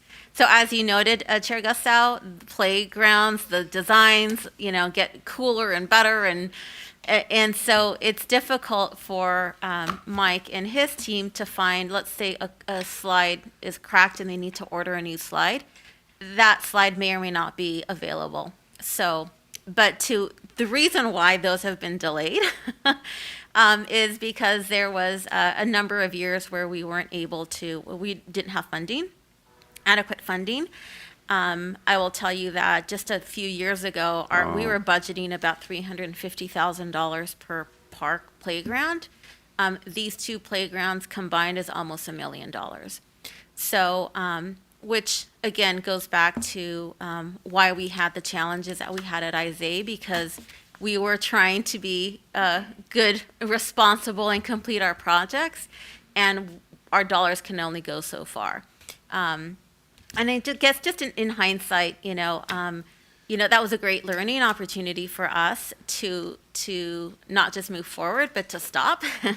And we heard very loud and clear what the community wants in our playgrounds, which is why we are making sure that our playgrounds are being replaced like for like, if not expanding where it makes sense. And we get community feedback on a daily basis. One, a lot of our employees live in the city. They have young kids. They provide feedback. But also, parents will go into the rec center and say, "Oh my gosh, this is really cool," or "Gosh, I really wish you had this." We know swings are super important. So we've added additional swing set, I think, at Valley. So we, again, just to, reiterate that from a staff's perspective, we absolutely value community input, and we do our best to meet all the needs. Cool. Thank you. Thank you. So I'm really excited because we got 2 to 5, we got 5 to 12, and I'm expecting that we'll have 13 and above pretty soon. So, because, I like to play. I like to play. Oh, they use them. I use them all. I use them all. And just to curtail on what Marissa was saying, yes, the 10-year is a inside Burbank standard, but if the play equipment's not damaged, it still should be replaced. Not, plastic's cracked, they should have no parts. But if we can get 13, it's like, why not? It's there you go. There's an environmental aspect on right there, because we're not just replacing them to replace a perfectly good playground. We'll go through. Marissa asked me to prioritize what playgrounds need to be done every year, and if one can get pushed off, or if one is due on a 10-year cycle and it can last another year or two, we might put that one off where another one's been damaged, because some parks get utilized more heavy and are more destructed than other parks are. So we got to consider that a lot too. But I wasn't here 13 years ago. I've only been here 4 years, so I'll replace them every 10. So do those pieces of equipment have any value once we're done with them? No value, but our last equipment we donate to charitable organizations. So Good. I think the last ones went out of the country somewhere. I think they were. I can't remember where, but I can look into that. No, I just want to know that we didn't just throw them in the trash. No, That's- they're reused. That's good. Thank you. Thank you. That's great. Thank you for that report. Thanks very much.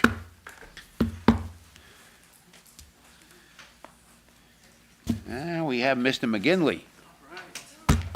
Hey, John, welcome. Hello. And we're Good going to talk evening. about, what are we going to talk about? Park and Play Mobile Recreation Program. We are, yes. Good evening. My name's John McGinley, and I'm currently working as the recreational manager for sports and aquatics section. It's great to be here in person. I think the last time I presented to you guys was a Zoom meeting, so it's been a while.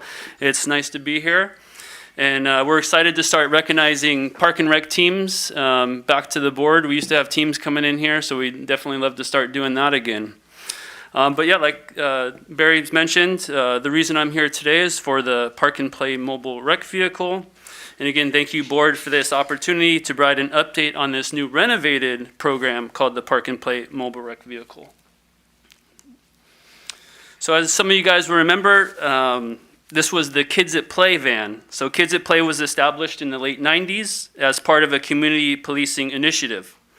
The van traveled to underserved areas of Burbank and provided supervised recreational activities at parks and neighborhood cul-de-sacs. The van supported city-sponsored special events and accepted schedule requests from community organizations in the Burbank Unified School District.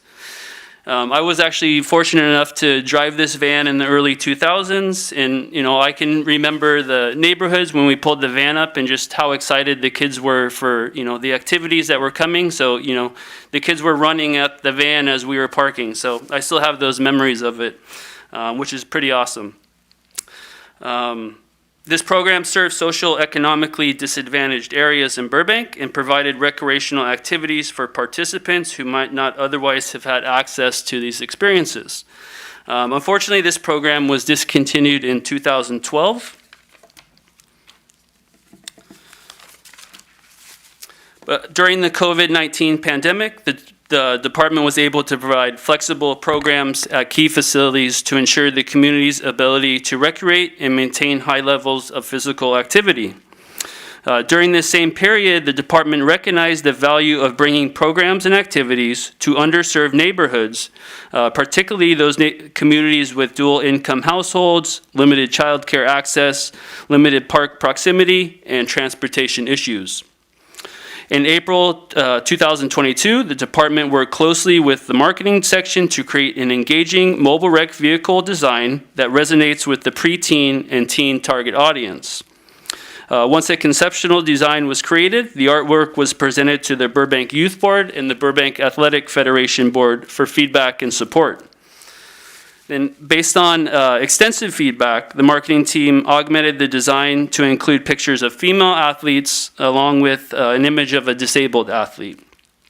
Key rebranding elements included designing a vibrant and inclusive vinyl vehicle.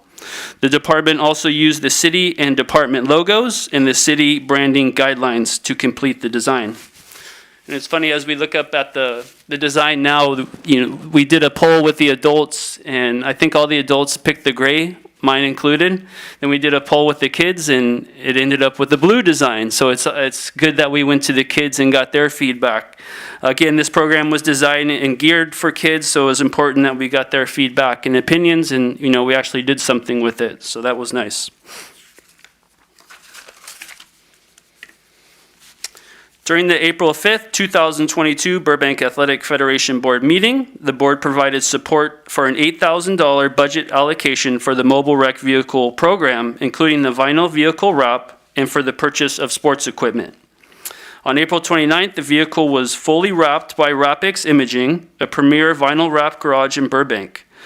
With a fresh new look and a new name, the Park and Play mobile rec vehicle was ready to make its debut.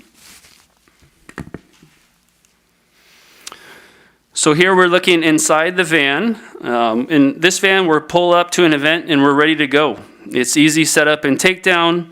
We've got a good system going where we're well organized with labeled storage bins. We've got hooks and bungee cords in there. And we've got a big variety of play equipment. I know it doesn't look like a lot right there, but we're able to pack a lot in there. We've got soccer, volleyball, basketball, track and field. We've got cornhole, lacrosse. We've got baseball. We've got throwing nets. And as you guys can see, the exciting thing is we can add a lot. Something we're looking into is adding portable skate ramps, some active gaming stations, and just additional play equipment.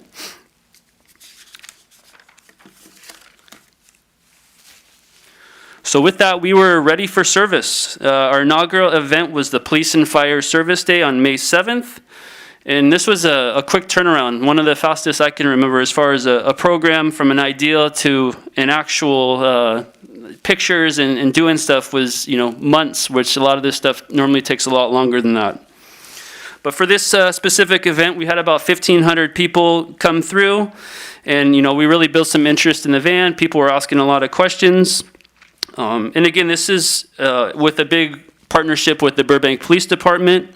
And obviously this is one of their bigger events. But they've totally bought into this program and they want to be a major contributor moving forward. We recently met with PD and they want to bring the van to elementary schools on a monthly schedule. And they already came up with a slogan like "Play with Police" is something that they want to do with the van. So we were very happy to hear that, and we will help schedule those, and we're already looking for next month to get them out to some of the after-school sites. But it's great. We've got a really good relationship with PD so far, and they've been willing to help and be at these events with us. And we actually talked about a bicycle bike event on Chandler, so it's nice to hear their ideas come in along with the van here as well. So we went to work several special events, including National Night Out and the YMCA Back to School event.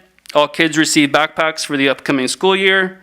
Both events were heavily attended, and the van was a vocal point at both events and kept a real fun play atmosphere. So the van was part of the long-running tradition of Civitan and Jamboree Day Parade. The van led teams down Clark Avenue to George Isaiah Park. At the park, we set up play equipment with assistance from the police department and the Police Explorer program. So Girls on the Run. Girls on the Run is a new partnership with the city of Burbank. These pictures you're seeing was our first official pop-up community event of hopefully many that we're going to be doing, was to promote healthy living for young women. We partnered with Fleet Feet Burbank, with Hoko Apparel, and with Girls on the Run to provide information on upcoming programs. We did shoe fitting and demos, and a volunteer-led 1 in 3 mile run. And exciting, we're actually starting rec classes with Girls on the Run. Our first class is going to start on Saturday, September 24th at Johnny Carson Park. And Girls on the Run inspires girls of all abilities to recognize their individual strengths while building a sense of connection in a team setting. Volunteer coaches facilitate lessons that blend physical activity with life skill development to enable girls to adapt to whatever comes their way. So again, another great partnership that we're excited to get going here. So Burbank Housing Corporation. So I mentioned the Kids at Play van. The Kids at Play van used to frequent these sites back in the day, and like I was saying, in the late 90s to the early 2000s. The Burbank Housing Corporation is a local nonprofit developer that owns and manages over 300 affordable housing units in Burbank. BHC's mission is to preserve, rehabilitate, and develop new affordable housing opportunities in Burbank and to provide a safe, service-enriched environment for residents in our communities. So that's kind of where we stepped up.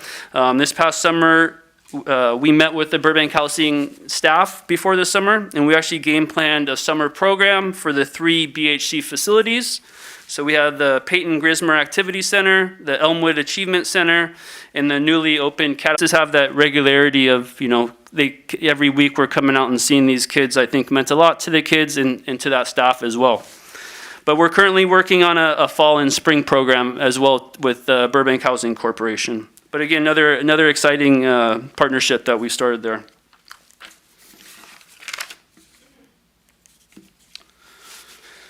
So during this first 4 months of the Mobile Rec Vehicle Pilot Program, staff were able to secure initial funding to launch the program. So we got the funding through the Burbank Athletic Federation Board.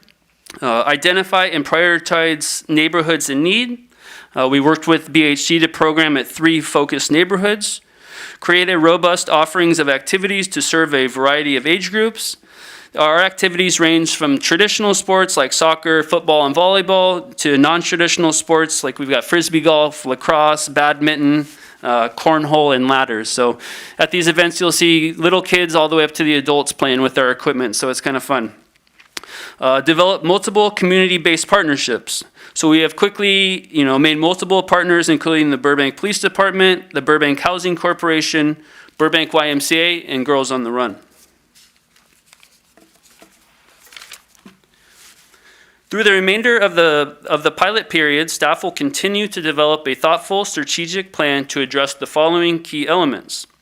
Identify and prioritize communities that are most in need. Create a robust offering of activities to serve a variety of age groups and needs. Purchase additional supplies and equipment. Train staff and recruit volunteers. Develop additional community-based partnerships.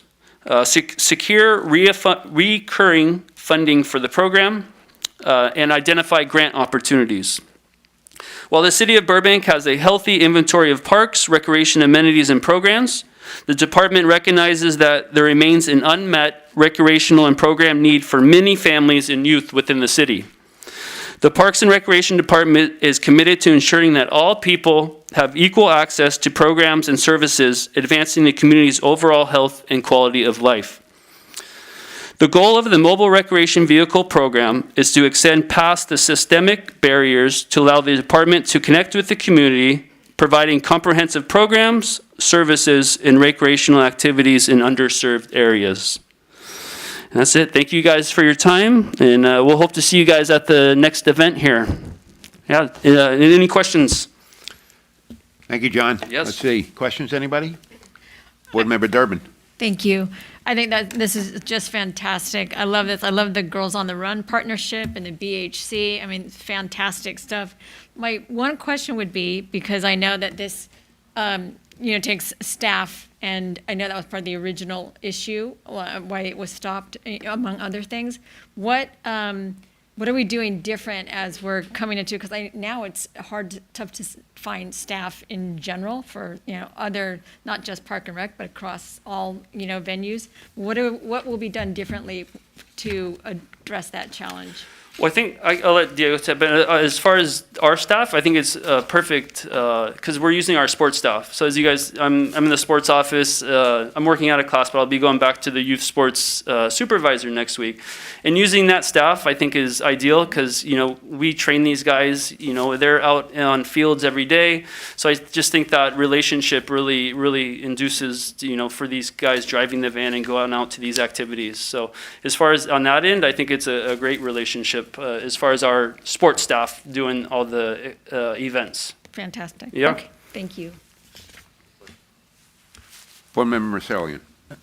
Have you guys considered, and I don't know if it makes sense or not, but have you guys considered partnering with like any of the PTAs in Burbank? Because I think, being a parent of someone that's in school, like I can see the PTAs, they have a lot of different events that they do, and I can see that being the vans showing up at whatever PTA events and kids having a lot of fun with these things. I think sometimes they are lacking activities that are interesting for kids sometimes at these things. So if something like this, just based on pictures, could be really cool. To be honest, that's great feedback. Yeah, for sure. PTAs, that's an awesome avenue to hit. Yeah, because it's nice with our after schools, but you're right. Again, I'm a lifelong Burbank resident. I've got a son at McKinley, so it's nice to be on board with a lot of these things. But yeah, no, PTA, I think that's a great recommendation. Given the mission of the program, how do you identify which organization, or maybe which communities are best to partner with? We had, I think, with the Burbank Housing Corporation was a past relationship, and they hit a lot of our marks as whereas the different families are in need, I want to say, or where there's families that don't have transportation, where there's issues to getting to parks. I think those are some of the big issues on that.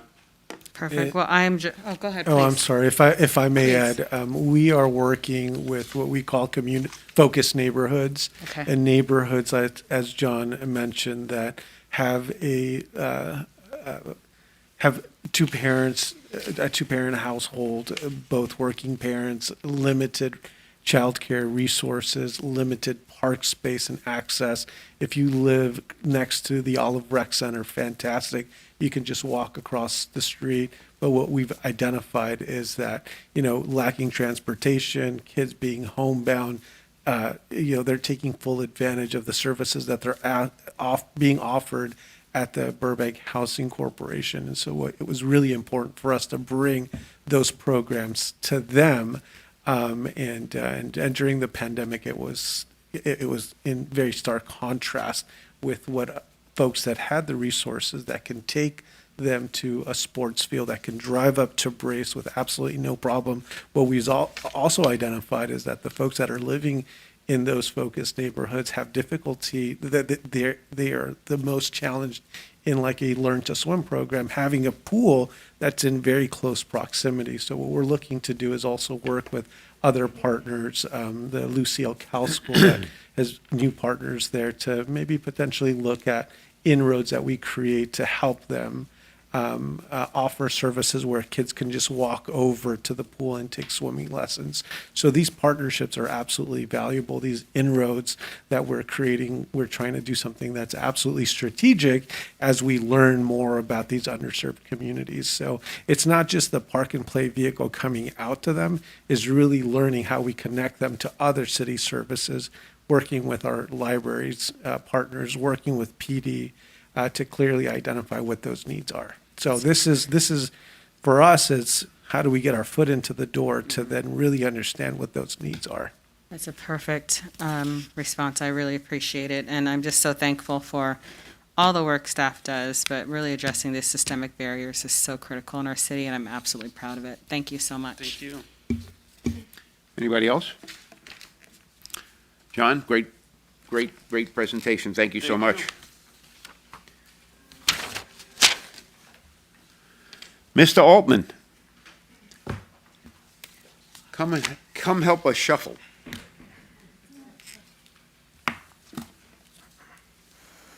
Good evening, Chair Gussow, members of the board. My name is Noah Altman, Recreation Supervisor, and I'm here tonight to go over the item of election of officers and board liaison assignments. On an annual basis, the board engages in a discussion resulting in the election of officers for the position of chair, vice chair, and secretary.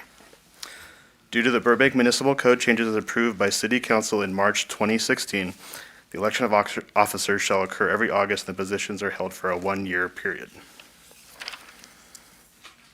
As part of the board's annual election of offices process, staff recommends the board elect a new chair, vice chair, and secretary for a one-year period. It is also recommended that the board update its liaison assignments for the various board, committees, and commissions within the Parks and Recreation Department.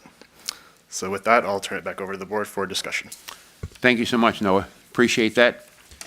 So, I will listen to any motion for any appointments or nominations. Anybody have anything they'd like to say, discuss? Okay. Board Member Ramsey. I think you have done a wonderful job as chair of the Parks and Rec Board. Thank you the so year much. that I have served on this board. Thank you so much. Appreciate it. Board Member Masselian. Yeah, I think I would like to nominate Maisha for chair. I know, Barry, you've stated that you've done it for a while, and you've done a fantastic job, and we all, for me, in my first year, I've really enjoyed working with you, and it's been a great learning experience. And as much as I'd love to have you continue to do it, and I know you kind of hit a point where you're like, all right, I'm good. But I know you still want to contribute to this board as long as you can. But I know Maisha's been on the board for a while, and she's put in her time. And I think I'd like to nominate and see if she's interested. Do I have a second? Board Member Durbin, seconds. Is there any discussion? I'd like to say you were very patient, waiting in the wings. And I think you deserve this opportunity. So, seeing no further discussion, I will call for the vote. All those in favor? Aye. Aye. What do you vote? I accept the nomination, and I'm pleased to move into this position. And I just have to thank you, Chair Gasal. You're still chair. Serving under your leadership, and I think I could speak for all of us, that we really appreciated you in this role. Couldn't ask for anything better as you've mentored us through this. So thank you for all of your leadership for so many years, and we appreciate you not going anywhere. Thank you. Not going anywhere. Thank you so much. Your chair awaits.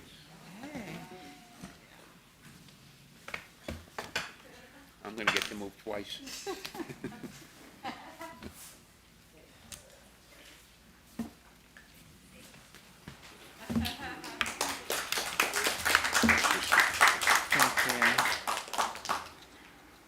Okay. Well, this is fun. Okay, so we are now on the next position, right? So are there any nominations or discussions about vice chair? I would like to nominate Lori Durbin for vice chair. Do you accept the nomination? Is there any other people that want to be nominated? I'm happy to accept, but also open if anybody else has. If you accept, are there any additional nominations? No additional nomination. I'd just like to second the nomination of Board Member Durbin. Perfect. Any further discussion? Okay, I also support that. Can we have a vote, please? All in favor, as Ms. Durbin, as vice chair? Aye. Aye. Okay, perfect. It's unanimous. Congratulations. Thank you. Okay.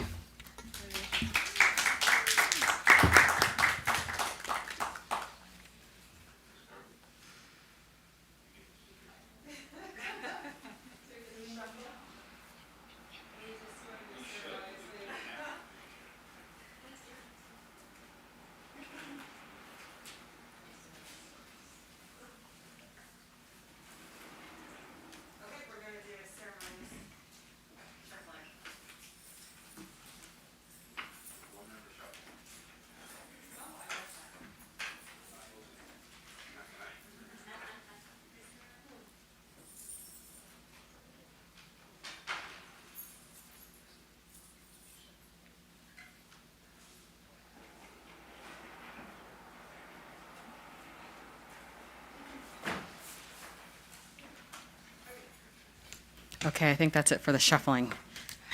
Right. Okay, can we have a nomination for secretary, please? Yes. Thank you, Madam Chair. I would like to nominate Board Member Maserlian as secretary. Excellent. Is there another discussion before I ask you if you accept the nomination? Or another person who would like to nominate a board member? No? Okay, would you like to accept the nomination? I will gladly accept the nomination. Thank you. Okay, I also second that nomination. I think you'd be fantastic in that position. All in favor? Aye. Okay, none opposed? Ayes have it. Congratulations.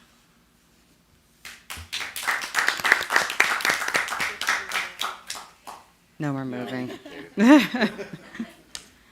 Okay, so I believe that's it, right, for these positions. Congratulations to our board for your positions. Look forward to partnering with you.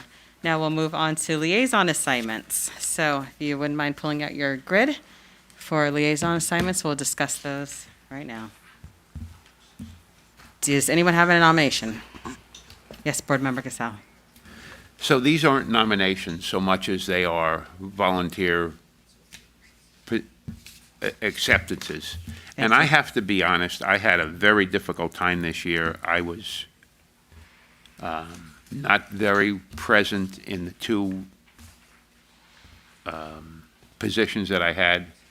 They interfered with work and, so I probably didn't do a very good job for either the Cultural Arts Commission or the Senior Board. I would like to try one of them. It's during, but if somebody would like to take a different one of the others, I'd be happy to be an alternate, but I just can't take two boards during the working hours. It's just too hard for me. Is there one that you would prefer to, where you would like to sit on? I probably would prefer the Burbank Cultural Arts Commission because it's at 9 a.m. as opposed to 1 p.m., but I'm probably more suited for the Senior Board. So I'll accept either one of those two, and if there's somebody would like to have either one of the others, I'm happy to make an attempt at being more diligent in taking that one. And I'm happy to take an evening board position as well. Are there any other board members that would like either of those assignments?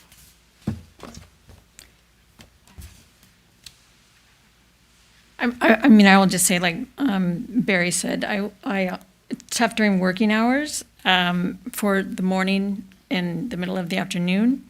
I could probably be an alternate for, one of those, but it would be difficult for the primary position for me. Okay, so you would prefer this, the Burbank Cultural Arts Commission, correct?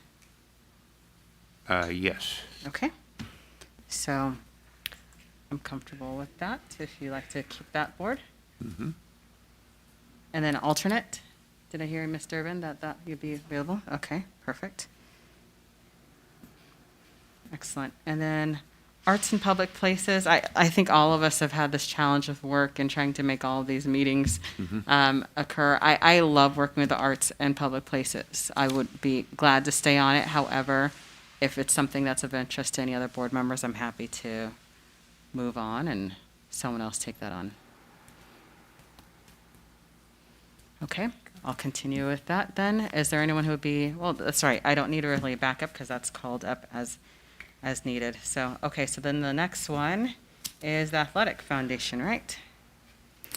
Okay. I'm happy to continue in that position. Enjoy that one. It's 7:00. It's in my sweet spot where I can get to it. But if anybody else is interested in it, that's also fine. I'm happy, since it doesn't seem like there's an alternate, I don't know if there is, I'm happy to be an alternate on that one. Okay, perfect. Thank you so much. Excellent. Okay, Ms. Durbin, and we have Mr. Marcillian. Perfect. So we have that one covered. Next one is cultural arts. We already have that one covered.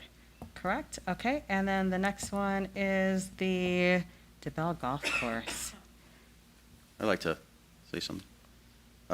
Yeah, that one, I would like to continue just because, for a couple of reasons. One, I don't feel like I really got to, much happened last year, and I want to make sure that I have somewhat of an impact there in some way, shape, or form. And I just feel like there was some turnover, and there just wasn't enough happening, and I want to kind of continue on that one. I personally like that venue. I like golf, so for me, I'd like to just see that one through a little bit more, just to see what we can do.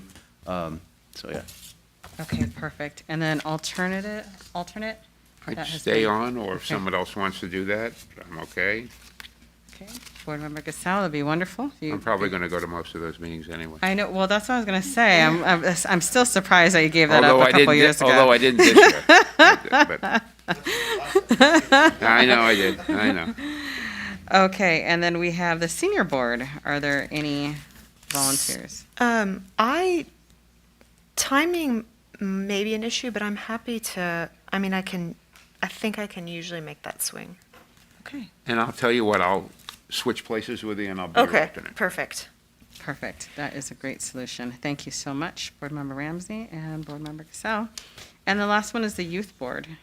And I actually would like to stay on if no one else wants to do that. Okay. I've enjoyed, I would like to attend more, but I've really enjoyed Thank you seeing for- their meetings. I bet. It's very youthful, vibrant board, right? Yep. So that's great. Thank you, Board Member Ramsey. And then the alternate is Ms. Durbin. Are you- I'm happy to stay on. And here's a question. If you're not able to make it, am I notified? Like, are you supposed to call me? Is that the way this works? Because I didn't know if I was ever supposed to go. I believe that staff copies you on all the agendas, and so maybe you walk us through that process, because I'm copied as an alternate on all the agendas. So. Yes, and we can certainly, I know that we had some challenges with notification to some of the board members. We'll make sure that both the primary and alternate are on the distribution list, so you get the agendas. And both of you can attend. If you'd like to. There isn't a Brown Act conflict, but certainly amongst yourselves, you can, if a board member can't attend, you can certainly reach out and just give that other person a heads up. Mm-hmm. We aren't always notified, so as much as I would be happy to, from a staff's perspective, to assist in facilitating the communication, we're not always notified. So I think it would be certainly, if there's a commitment to notify us, we can do our best, or it might just be easier to let one another know. So for process purposes, a board member should let their alternate know. Correct. Definitely don't copy everyone to avoid any Brown Act issues. Is that what I Correct. understand? Thank you so much, yes. Okay, perfect. And just one thing to note for the Bell one, I just felt like last year, I didn't know when meetings were happening. Yes. I don't know if they actually happened quarterly. So what I would just urge is if someone from staff can just keep up with the general manager there and just make sure that they do actually schedule the quarterly meetings, and that he knows, I think he knows now, but like that I am a board member and I should be notified of when a meeting is, because I just want to make sure if I went to 2 of them, and I think that's all that we've had since I've been, so, and if I can't make it, I want to make sure that Barry is For sure. well aware, I'd like to get that one a little bit more structured if we can. Absolutely, and we've already communicated with the general manager to clarify that. But yes, those meetings should be quarterly. So you would have 4 meetings, and you will be notified, for sure.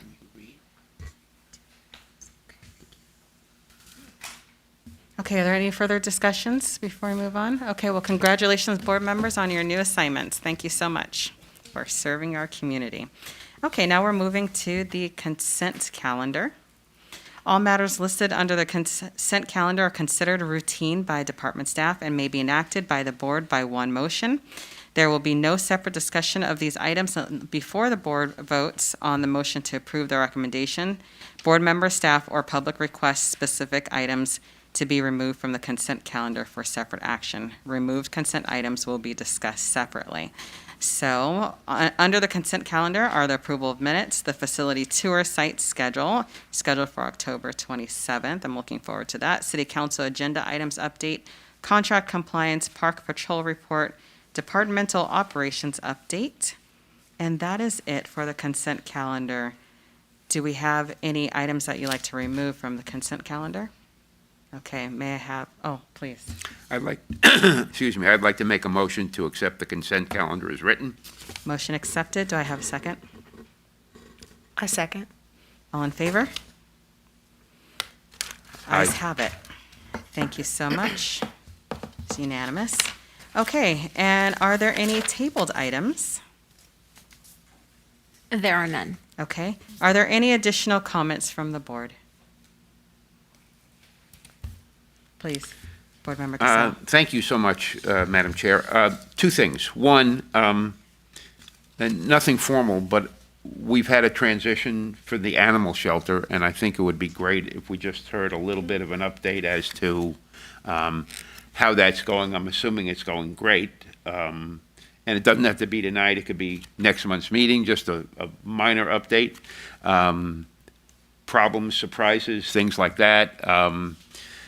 And then again, just my gratitude to everybody. Thank you. Thank you so much, Board Member Gasau. Yes, Board Member Durbin. I don't know if this is the appropriate time to ask, but do we know when we might get, do you know when we might get a rehash of the ball fields? Of the item that we had Yes. this evening? Mm-hmm. Our plan, certainly if the board would like us to put this on the agenda, we're happy to do that for October. We do have already scheduled for council to bring this item before of council. I want to say end of October, beginning of November. I don't recall the exact date, but we definitely want to get some direction so we can move forward with the project. So if it's the board's desire to revisit this item, we can. We will probably have to discuss this at the special meeting, the tour. So just kind of going back a little bit, our regularly scheduled October meeting, we're going to have some training. It's a 2-hour training with the facilitator that is being coordinated through the city manager's office and the city clerk's office. So that's already a 2-hour meeting. We're more than happy to put the ball fields on that agenda, just knowing that it's going to be a little bit longer meeting. We certainly have the October 27th, the special meeting, the tour, as another opportunity for the board to discuss this item. We can do it, add that to that if that's the board's desire, because I know that I will be about a week or so from the city council agenda.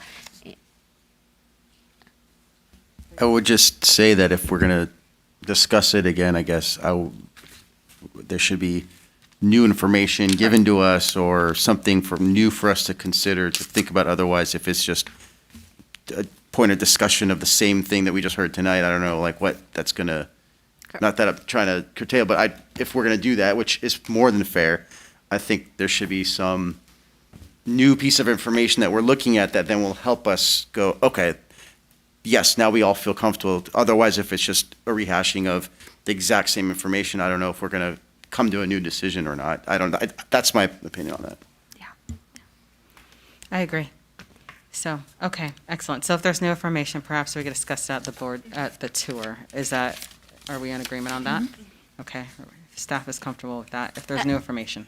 Yeah, I will tell you, probably at that point, the only new information we would have would be probably, I'm hopeful, we would have some cost information, but otherwise, it's not like we're hiring a consultant or anybody to do an analysis. So really, maybe a more differently structured staff report to tell you what was either written in the staff report or what we communicated verbally to the board this evening. So I don't know if that's substantial enough, but certainly we can provide. I'm happy to provide an update, perhaps during the director comments at the beginning of the meeting. I'm happy to give you an update then.